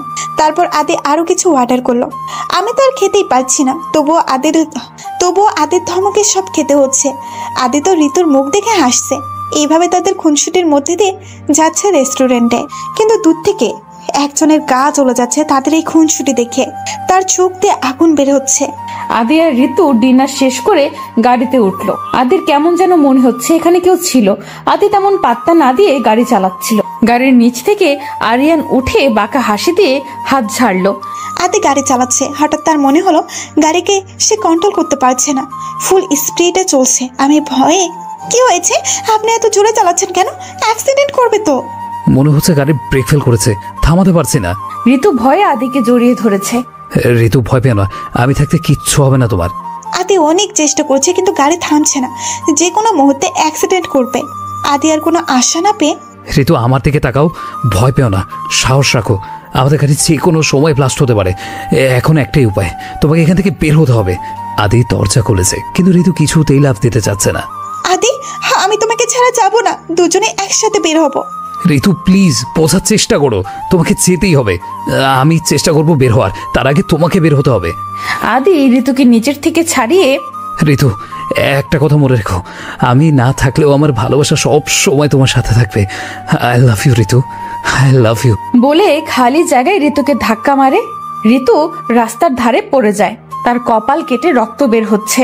ঋতু সামনে তাকিয়ে দেখে গাড়িটি গাছের সাথে ধাক্কা খেয়ে ব্লাস্ট হয়ে। ঋতু জোরে একটা চিৎকার দেয়। ঋতুর আর কিছু মনে নেই, ওখানে সেন্সলেস হয়ে যায়। আদির ভালোবাসা কি পূর্ণতা পাবে, না এখানে শেষ হবে তাদের সম্পর্কটা? ঋতুর সেন্স আসতেই ও দেখলো ও হসপিটালে, ওর কপালে ব্যান্ডেজ করা। ঋতুর আগের কথা মনে করতেই ওর চোখ সামনের দিকে গাড়ির ব্লাস্টের ছবি আসছে। আদির কথা মনে আসতেই কেঁদে দিল। আদির কিছু হলে আমি বাঁচবো না। আমি নতুন করে বাঁচতে শিখেছি, আদির জন্য নিজেকে ভালোবাসি কিনা জানি না, কিন্তু আদি আমার অস্তিত্বে জড়িয়ে গেছে, যেটা ভালোবাসার থেকেও বেশি, যেটা ছাড়া বাঁচা অসম্ভব। আদিকে হারাতে পারবো না। ঋতু কাছে আর চিৎকার করে, ঋতু কাছে চিৎকার করে। নার্সরা এসে ওকে থামানোর চেষ্টা করছে। ঋতুর আওয়াজ শুনে ঋতুর আম্মু আব্বু আসলো। ঋতু ওদের দেখে পাগলের মতো চিৎকার করে, আম্মু, আদি কোথায়, আমি ওর কাছে যাব। ঋতু শান্ত হও, আগে না হয় শরীর আরো খারাপ করবে। আমি কিছু শুনতে চাই না, আমাকে আদির কাছে নিয়ে চলো। ও কোথায় বলো। আচ্ছা শান্ত হও, আগে শান্ত হও, তারপর নিয়ে যাব। ঋতু কিছুটা শান্ত হওয়ার চেষ্টা করে, আমি ঠিক আছি, আমাকে নিয়ে চলো। আমার যেতে হার মেনে আম্মুরা আমাকে ধরে ধরে একটা কেবিনের সামনে নিয়ে আসলো। কেবিনের সামনে আমার শ্বশুর শাশুড়ি আদিবা দাঁড়িয়ে দাঁড়িয়ে কাঁদছে। ঋতু ওখানে গিয়ে ওর শাশুড়ির সামনে গিয়ে দাঁড়ালো। শাশুড়ি আমাকে দেখে জড়িয়ে ধরে কাঁদছে। আমার ছেলেটার কি হয়ে গেল? ওর কিছু হলে আমি কি নিয়ে বাঁচবো? নিজেকে সামলে, ওর কিচ্ছু হবে না, সব ঠিক হয়ে যাবে, আল্লাহর উপর ভরসা রাখেন। ওই মুহূর্তে ডাক্তার বের হলেন। ডাক্তার, আমার ছেলে এখন কেমন আছে? আমরা এখনো কিছু বলতে পারছি না। উনি মনে হয় গাড়ি ব্লাস্ট হওয়ার সময় লাফ দিয়েছে, যার কারণে পায়ের অনেক অংশ পুড়ে গেছে আর খুব বাজেভাবে পড়েছে, তাই আঘাতটাও অনেক বেশি পেয়েছে। এখন সেন্স আসা পর্যন্ত আমরা কিছু বলতে পারবো না। তবে আল্লাহর কাছে শুকরিয়া আদায় করুন, উনি গাড়ি থেকে বের হতে পেরেছেন, না হলে বাঁচতো না। এটা শোনার পর আমার মাথা ঘুরছে, চারপাশ অন্ধকারে লাগছে, আর কিছুই মনে নেই। আমি চিন্তিত গলায় চোখ মেলতে সামনে আব্বুকে দেখলাম, কাছে বুকের ভেতর মোচড় দিয়ে উঠলো। আদের কিছু হলো না তো? আদের ঠিক আছে তো আম্মু? কিছুক্ষণ আগে ডাক্তার বলছে সেন্স না আসলে কিছু বলতে পারবে না। সেন্স আসছে ওর? আম্মু কাঁদতে কাঁদতে। কিছুক্ষণ আগে না, ডাক্তার এটা 2 দিন আগে বলেছিল। মানে? তোর শরীর দুর্বল আর আদির খবরে বড় শক্ট পেয়েছিস, বিধায় তোর সেন্স আসছিল না। আমরা তো অনেক টেনশনে ছিলাম, আল্লাহর রহমত করেছে তোর ওপর, তাই 2 দিন পর সেন্স আসলো। কি 2 দিন? তাহলে আদের কি অবস্থা? ও ভালো আছে তো? কালকে ওর সেন্স আসছে, বাট ওর অবস্থা তেমন ভালো না, এখনো ডাক্তাররা কাউকে যেতে দেয়নি। আমি একটু ওঠার চেষ্টা করছি, বাট শরীর অনেক খারাপ লাগছে। তুই কি করছিস? তুই এখনো পুরোপুরি সুস্থ হসনি, একটু রেস্ট নে। আমি আর কথা বলতে পারছি না, তাই আবার শুয়ে পড়লাম। চোখটা লেগে যায়, ঘুম ভাঙে আম্মুর আওয়াজে। আম্মুর আওয়াজে ভয় আসলো। আতে ঠিক আছে তো আম্মু? আতে ঠিক আছে তো? ও ঠিক আছে। আগের থেকে কিছুক্ষণ আগের ওর সাথে সবার দেখা করতে গেছে, ও নাকি তোকে দেখতে চাচ্ছে। তুই ঘুমেছিলি তাই ডাকিনি আগে। আদি আমাকে ডাকছে শুনে মনটা খুশি হয়ে গেল। ওকে দেখার জন্য মনটা ছটফট করছিল। ধর, তুমি আমাকে ডাকো নাই কেন? এখন চলো, আমি ওনাকে দেখব। তুই তো এখনো। ওনাকে কথা বলতে না দিয়ে, আম্মু আমি ঠিক আছে, চলো তো। আমি ওনার কেবিনের সামনে যেতেই একটা নার্স এসে, আপনারা আর কেউ ভিতরে যেতে পারবেন না, এমনিতেই সবাই ওনার সাথে কথা বলায় উনি একদম দুর্বল হয়ে গেছে, ওনাকে রেস্ট নিতে দিন। প্লিজ, আমি একটু দেখে চলে আসবো, কোনো কথা বলবো না, শুধু একটিবার দেখা করব। সরি, আমি পারবো না, কিছু হলে রিস্ক কে নিবে? আমাদের কথা কাটাকাটি শুনে ডাক্তার এসে আমাকে বলল, আপনার নাম কি ঋতু? জি, আমি ঋতু। আমি ওনাকে শুধু একটিবার দেখব, আর বেশি কিচ্ছু না। নার্স, ওনাকে যেতে দাও। আদির সেন্স আসার পর থেকে ঋতু নাম ডেকে ডেকে অস্থির হচ্ছে। ঋতুকে দেখলে একটু শান্ত হবে, তবে শুধু আপনি যাবেন, আর তেমন কথা বলবেন না। ধন্যবাদ ডাক্তার, আমি ওনাকে কথা বলতে দিব না। ডাক্তার একটা মুচকি হাসি হেসে গেল। আমি ভেতরে ঢুকে আদির দিকে তাকাতেই বুকটা কেঁপে উঠলো। হাতে পায়ে মাথায় ব্যান্ডেজ, মুখটা শুকিয়ে গেছে। আমি ওনার পাশে বসলাম, চোখে পানি চলে আসলো। আমি ওনার মাথায় হাত বুলিয়ে দিতেই ও চোখ মেলে ফেললো। আমাকে দেখে তৃপ্তির হাসি দিল, যেন আমারই অপেক্ষায় ছিল। আদি অস্পষ্টভাবে কিছু বলছে, কিন্তু বুঝতেছি না, তাই ওনার মুখের সামনে গেলাম। তুমি ঠিক আছো? ঋতু আদির কথা শুনে অবাকের শেষ সীমানায় চলে গেল। আজ মৃত্যুর মুখ থেকে ফিরে এসে এমন অবস্থায়ও সে আমি ঠিক আছে কিনা জিজ্ঞেস করছে। এ কেমন ভালোবাসা? আদৌ কি আমি এই পবিত্র ভালোবাসার যোগ্য? আমি কেঁদে দিলাম। আমাকে চিন্তা করা লাগবে না, আমি একদম ঠিক আছি। আচ্ছা, আমার জন্য এসব হলো। আমি যদি ঘুরতে যেতে না বলতাম, তাহলে আজ এই দিন দেখতে হতো না। আদি হাতটা ওঠানোর চেষ্টা করছে, কিন্তু পারছে না। আমি ওর হাত শক্ত করে ধরে, প্লিজ আপনি নাড়াচাড়া করবেন না, আপনার রেস্টের প্রয়োজন। আপনি চোখ বন্ধ করে ঘুমানোর চেষ্টা করুন, আমি আপনার মাথায় হাত বুলিয়ে দিচ্ছি। আদি চোখ বন্ধ করে আছে, আর আমি ওর মাথায় হাত বুলিয়ে দিচ্ছি। ওর মুখে এখন তৃপ্তির ঘুম। এভাবে কেটে যায় কয়েকটা দিন। আদি আগের থেকে অনেকটা ভালো আছে। আমার এক মুহূর্তের জন্য ওকে ছেড়ে যায়নি, কিন্তু এখন আদি জেদ ধরে বসে আছে। ও বাসায় চলে যাবে, কিন্তু ডাক্তার বলেছে আরো 10-15 দিন হাসপাতালে থাকতে, কারণ ওর হাত পা এখনো প্লাস্টার করা। আরো 1 মাস লাগবে ভালো হতে, কিন্তু আদির নাকি হাসপাতালে দম বন্ধ হয়ে আসছে। আর আসবে নাই বা কেন? একটা কেবিনে আর কত থাকা যায়? আদির জেদ হার মেনে আমার শ্বশুর ডাক্তারকে অনেক বুঝিয়েছে, রাজি করিয়েছে। ডাক্তার বলে দিয়েছে আদিকে আরো 1 মাস বেড রেস্টে থাকতে হবে। যদি কোনো ইনফেকশন হয় তাহলে ডাক্তারদের দায় নেই। সব শর্ত মেনে শেষমেশ ওকে নিয়ে আসলাম। আমাদের রুমে শুয়ে দিয়েছে। আমার শাশুড়ি বলেছে অনেকদিন পর হাসপাতাল থেকে এসেছে, একটু পানি দিয়ে গাটা মুছে দিতে, কারণ এখন গোসল করানো যাবে না হাত পায়ের প্লাস্টারের কারণে। আমার খুব নার্ভাস লাগতেছে। এই ফার্স্ট আতিকে এত ক্লোজভাবে স্পর্শ করতে হবে। এতদিন তো খাইয়ে দেওয়া আর ওনার পাশে বসে থাকা ছাড়া কিছুই করিনি। এখন তো ওনার অনেক ক্লোজ হতে হবে। শাশুড়িকে কিছু বলতেও পারছি না, কারণ স্ত্রী তার স্বামীকে গা মুছে দিবে, এটা অনেক স্বাভাবিক বিষয়। কিন্তু আমাদের ক্ষেত্রে ভিন্ন, আমাদের মধ্যে ওই রকম সম্পর্ক নেই। বাট আমাকে আপনাদের সম্পর্কটা পরিপূর্ণ করে ঠিক করতে হবে। অনেকটা সাহস নিয়ে সামনে গেলাম। ওনার দিকে তাকাতেই নার্ভাসনেস বেড়ে গেল। ওনার দিকে তাকাতেই নার্ভাস লাগছে, তবুও ওনার সামনে গিয়ে কিছু বলবে? আপনি হাসপাতাল থেকে অনেকদিন পর এসেছেন, তাই আপনাকে ফ্রেশ করিয়ে দিতে বলেছে আম্মু। কিন্তু আমার তো পায়ে ব্যান্ডেজ করা। সমস্যা নেই, আমি করিয়ে দিচ্ছি বলে শার্টের বোতাম খুলছি। ওনার গায়ে হাত লাগতে কেঁপে উঠলাম। এক অজানা অনুভূতি কাজ করছে। এত কাছে আদির কখনো আসে নাই। আদি তার প্রিয়সীকে দেখতে ব্যস্ত। আজকে ঋতুকে এত কাছে পেয়ে আদি অনেক খুশি। ও মনে মনে বলছে, তোমাকে এত কাছে পাওয়ার জন্য 1000 বার আঘাত পেতে রাজি আছে। ঋতু গরম পানি দিয়ে ওর শরীরটা মুছতেছে। আদি কেমন নড়াচড়া করছে। আপনি এত নড়ছেন কেন? আরে আমার কাঁদকুতো লাগছে তো। কি এত বড় ছেলের কাতুকুতি লাগে? ছেলেদের কাতুকুতি লাগে এটা আমি এই প্রথম শুনলাম। কেন লাগবে না? আর সব ছেলে কি এক নাকি? আমি হলাম কত কিউট হ্যান্ডসাম ছেলে, সবার থেকে একটু আলাদা তো হতেই হবে। আছে, বাট আমার মতো কেউ নেই। তুমি তো আমাকে বুঝবা না। যখন দূরে চলে যাব তখন আফসোস করবা। আদির কথায় আবার বুক কেঁপে উঠল। ওই দিন ওইসব কথা বলেছেন, তারপর অ্যাক্সিডেন্ট হয়। এখন আদির মুখে এটা শুনে কান্না চলে আসলো। আমি কাঁদছি দেখে আদি ঘাবড়ে গেল। ঋতু তুমি কাঁদছো কেন? আমি কিছু ভুল বলেছি? আপনি সবসময় এসব বাজে কথা বলেন, একটি বারো ভাবেন না এগুলো বললে কতটা ভয় লাগে। সবাই শুধু আমাকে কষ্ট দেয়। আদি এবার বুঝলো ঋতুর কান্নার কারণ। আদি ঋতুর মুখ তুলে বলল, ভালোবাসো? ঋতু কিছু বলল না, নিচু হয়ে থাকলো। আদি আবার বলল, ভালো যখন নাই বাসো তাহলে আমার কিছু হলে তোমার কি? ঋতু আর নিজেকে ধরে রাখতে পারলো না। আদিকে জড়িয়ে ধরে, জানি না ভালোবাসে কিনা, কিন্তু আপনাকে হারাতে পারবো না। আপনি আমার অস্তিত্বে ছড়িয়ে আছেন, আপনাকে ছাড়া আমি শূন্য। আদি এটাই চেয়েছিল, আজ সে সার্থক। আদি ঋতুকে শক্ত করে জড়িয়ে ধরে, এটাই আমার জন্য যথেষ্ট। ভালোবাসা থেকে অস্তিত্বে মিশে থাকাই আমার জন্য ভালো। তবে আমার একটা শর্ত আছে।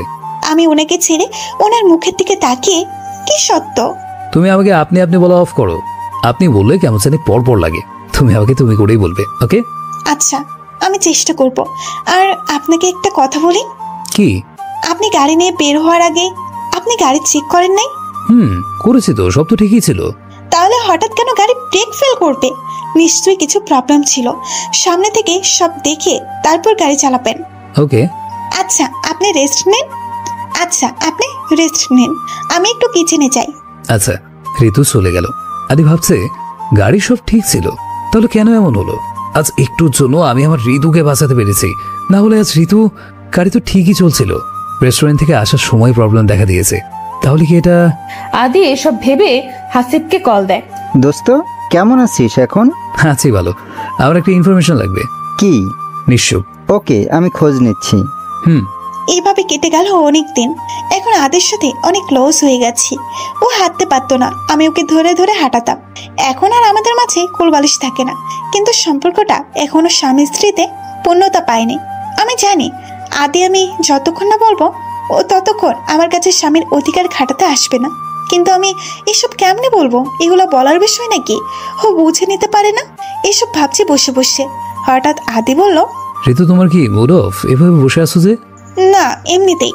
ও আচ্ছা, আমি কাল থেকে অফিসে যাব। আর কয়দিন পর গেলে হয় না? কেন? আমাকে ছাড়া কি এখন থাকা যায় না? আমি তুতলিয়ে কেন থাকা যাবে না? আমি তো আপনাকে আরো কয়েকদিন রেস্ট নিতে বললাম। এটা বলে কথা আটকালাম। আসলে অনেকে ছাড়া আমার দিনই কাটে না। অনেক খুনসুটি ভালোবাসা, আমি আসক্ত হয়ে গেছি। এখন এগুলো ছাড়া আমার দিনই ভালো কাটে না। রেস্ট নিতে নিতে পিঠে ব্যথা উঠে গেছে, আর না। হঠাৎ আদির কল আসলো। হাসিবের কল দেখে আদি ব্যালকনিতে চলে গেল। হ্যাঁ বল, কি খবর? চুপ হয়ে গেলাম।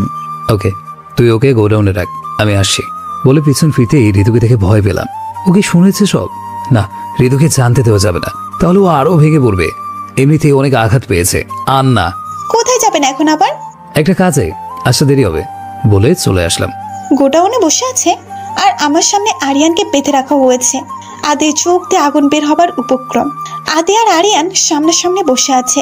আদির মুখে রাগের ছাপ। আরিয়ান গলা চেপে ধরে, তোর তো সাহস কম না, আমার জানের ক্ষতি করার চেষ্টা করিস। তোর ভুল দুইটা। প্রথমত, তুই আমার জানের সাথে মিথ্যা প্রেমের অভিনয় করেছিস, তার জন্য তোকে ক্ষমা করে দিয়েছি। এইটাই আমার ভুল ছিল। ওদের যদি তোকে উচিত শিক্ষা দিতাম তাহলে আমাদের ক্ষতি করার কথাও ভাবতি না। বাট মানতে হবে, প্ল্যানটা খারাপ করিস নেই, বাট ভুল মানুষের সাথে বাঙ্গা নিয়েছিস। আমাকে দেখে সবাই খুব ভালো বিজনেসম্যান ভাবে, কিন্তু এছাড়া আমার একটা পরিচয় আছে। তোর মতো পশুদের শিকার করার জন্য আমার জন্ম। তোকে ছেড়েছিলাম কারণ আমার জান তোকে ভালোবাসে, তাই। কিন্তু এখন অপরাধটা বেড়ে গেছে। সো রেডি তো মিস্টার আরিয়ান আপনার ফল ভোগ করার জন্য? আদির আরেকটা পরিচয় আছে। আরিয়ানের মতো খারাপ লোক, ধর্ষক, এদের যখন প্রমাণের অভাবে আইন শাস্তি দিতে না পারে তখন তাদের জন্য আদি হয় আইনদাতা। আর এসব পশুদের জন্য আদির একটাই আইন, তা হলো মৃত্যুদণ্ড। সেটা তো একবারই করে দিয়েছি। আর তুই শুধু আমাকে না, আমার কলিজারও ক্ষতি করতে চেয়েছিস। কেমনে ছাড়ি তোকে বল? হাসিব, ওর সাথে কি করতে হবে তা তো বলা দরকার নেই। হাসিব বাঁকা হেসে, তার বলতে তুই নিশ্চিত থাক, বাট ভাবিকে সব বলবি না। না রে, মেয়েটাকে এমনিতেই ঠিক করতে অনেক সময় লেগেছে। আমি চাই না আর কোনো বিষয় নিয়ে ওর চোখে পানি যাক। ওকে। আদি বাড়ি আসতে আসতে রাত হয়ে গেল। আসলো, এসে দেখি ঋতু না খেয়ে আমার জন্য বসে আছে। অনেক কষ্টে ওকে বোঝালাম, বুঝিয়ে ঘুমিয়ে পড়লাম। সকালবেলা নাস্তা রেডি করছি, এমন সময় আমার শাশুড়ি বলে উনি নাকি গ্রামের বাড়ি আদির অ্যাক্সিডেন্টের জন্য থাকতে পারে নাই, তাই যাবে। আমাকে সব দেখিয়ে শুনিয়ে দিচ্ছে। হঠাৎ কিন্তু শাশুড়ি মা এমন কথা বলবেন তা ভুলেও ভাবিনি। বিয়ের তো অনেক দিন হলো, এবার আমার নাতি নাতনি আনবি তো? এই বুড়ো বয়সে ওদের সাথে কাটাবো। আমি তো লজ্জায় শেষ, কি বলবো বুঝতে পারছি না। আরে এত লজ্জা পাচ্ছিস কেন? তুই তো আমার মেয়েই, মায়ের কাছে কেউ লজ্জা পায় নাকি? আমি মুস্কে হাসি দিলাম। রুমে এসে নিজে নিজে ভাবছি আমাদের বিয়ের 8 মাস হয়ে গেছে আর আমি টেরি পেলাম না। সম্পর্কটা যদি ঠিক থাকতো হয়তো আম্মুর কথাটি সত্যি হতো। এখনো তো হতে পারে, কিন্তু আদি তো আমি না বলা পর্যন্ত সম্পর্কটা ঠিক করবে না। আর আমি বা এসব কিভাবে বলবো ভাবছি। আদি আমার সামনে এসে আমার কাণ্ড দেখছে। আমার মহারানী এত কি ভাবছে শুনি? মাঝে মাঝে দেখি ব্লাশিং হচ্ছে। ভাবছি আমাদের বিয়ের কতদিন হয়ে গেল। তো এখন সময় তো আর তোমার জন্য বসে থাকবে না। আম্মুরা চলে যাবে। উনি কি বলেছেন? কি বলেছে? উনি নাকি নাতি নাতনি মুখ দেখতে চাই। অনেক লজ্জা পেয়ে মাথা নিচু করে বললাম। আদি আমার কথা শুনে অবাক হলো। আমার সাথে মজা করার জন্য তো নাতি নাতনি আনো, কে বারণ করেছে? আমি তো আদির কথা শুনে কান দিয়ে ধোঁয়া বেরোচ্ছে। আমি কোথায় থেকে আনবো আজব? হ্যাঁ, আমি কি করে জানবো? বলে ওয়াশরুমে ঢুকে গেল। আমি হাপলার মতো তাকিয়ে রইলাম। আমরা চলে গেল। বিকেল আমি বেলকনিতে বসে আছি, তখনই আদির কল আসলো। কি করব, বসে আছি। আচ্ছা, বাট গাড়ি চেক করছেন তো? কি করো জানো, এখন বসে না থেকে তাড়াতাড়ি রেডি হয়ে নিচে নেমে এসো, একটু শপিং করবো। বাবা, ওইগুলো নিয়ে টেনশন করতে হবে না। ওকে। আমি একটা কালো শাড়ি, কালো আদির প্রিয় কালার, রেডি হয়ে নিচে নামলাম। দেখি উনি নেই, ড্রাইভার পাঠিয়েছেন। মুখটা কালো হয়ে গেল। তবুও গাড়ি করে একটা শপিং মলে আসলাম। দেখি আদি বাহিরে দাঁড়িয়ে আছে। ওনার সাথে ভেতরে গেলাম। ভেতরে গিয়ে আরিশা আর একটা ছেলেকে দেখলাম। আদি পরিচয় করিয়ে দিল। ছেলেটা আরিশার হাজবেন্ড। আরিশার বিয়ের সময় আদি অসুস্থ ছিল, তাই যেতে পারেনি। আদি আমাকে ওনাদের কাছে কোথায় চলে গেল। আমার রাগ সেই পর্যায়ে চলে গেছে, এদের সামনে কিছু বলতেও পারছি না। ইচ্ছে না থাকা সত্ত্বেও ওদের সাথে শপিং আর ডিনার করলাম। পরে গাড়ি করে চলে আসলাম। আদি একটু আমাকে নিতেও আসে নাই, খুব অভিমান হলো। বাসায় গিয়ে কলিং বেল দিতেই আদি দরজা খুললো। পুরা রুম অন্ধকার। আদি পেছন থেকে আমার চোখ বেঁধে দিল। আমাকে ধরে ধরে আমাদের রুমে নিয়ে গেল। আস্তে আস্তে চোখ খুললো। আমি দেখে হা হয়ে গেছি। পুরো রুমে মোমবাতি আর গোলাপ ফুল দিয়ে সাজানো হয়েছে। আমি তো দেখে আমার সব রাগ অভিমান সব ছুড়ে গেছে। আদি আমার সামনে হাত বাড়িয়ে হাঁটু গেড়ে বসলো। তুমি কি পাশে সবসময় থাকবে? তোমার ভালোবাসা লাগবে না, আমার ভালোবাসাই আমাদের জন্য যথেষ্ট। শুধু সারা জীবন আমার পাশে থাকবে, সকল দুঃখ সুখের সাথী হবে। ইয়েস, আমি সব সময় সব সিচুয়েশন আপনার সাথে থাকবো, কিন্তু আপনি আমাকে সারা জীবন এইভাবে ভালোবাসবেন? আমার শেষ নিঃশ্বাস থাকা পর্যন্ত তোমাকে এভাবেই ভালোবেসে যাব, একটুও কমবে না। বলে আমার হাতে একটা রিং পরিয়ে দিল। তারপর দাঁড়িয়ে আমার কপালে ভালোবাসার পরশ এঁকে দিল। তো মেরি জান, এবার কি আমার ভালোবাসা পূর্ণতা পাবে? আমার ইচ্ছেটা পূরণ করা যাবে? আমি লজ্জায় মাথা নিচু করে ফেললাম। আদি আমার মুখ তুলে, নীরবতা কিন্তু সম্মতির লক্ষণ। আমি আদিকে জড়িয়ে ধরলাম। মনে হচ্ছে এই বুকে নিশ্চিন্তে সারা জীবন কাটানো যাবে। আদি আমার মুখ তুলে আমার ঠোঁট জোড়া আবদ্ধ করে নিল। হঠাৎ এমন করায় আমি যেন কারেন্টের শক খেয়েছি। এক অন্যরকম অনুভূতি লাগছে। আজ আদিকে বাধা দিচ্ছি না। আমি চাই আমাদের পবিত্র ভালোবাসা পূর্ণতা পাক। অনেকক্ষণ পর আমি আদিকে ছেড়ে কোলে তুলে নিলাম। আমি তখনও লজ্জায় আদির বুকে মাথা লুকালাম। এত লজ্জা পেলে তুমি আম্মু হবা কেমনে? বলে খাটে শুয়ে দিল। আর আদি ঋতুকে উপহার দিল এক সুন্দর ভালোবাসার রাত। পূর্ণতা পেল আরেকটি ভালোবাসা। আদি আমাকে আরো আগে থেকে চেয়েছে, কিন্তু আমার খুব বলতে ইচ্ছে করছে। আদি আমাকে আরো আগে থেকেই চেয়েছে, কিন্তু আমার খুব বলতে ইচ্ছে করছে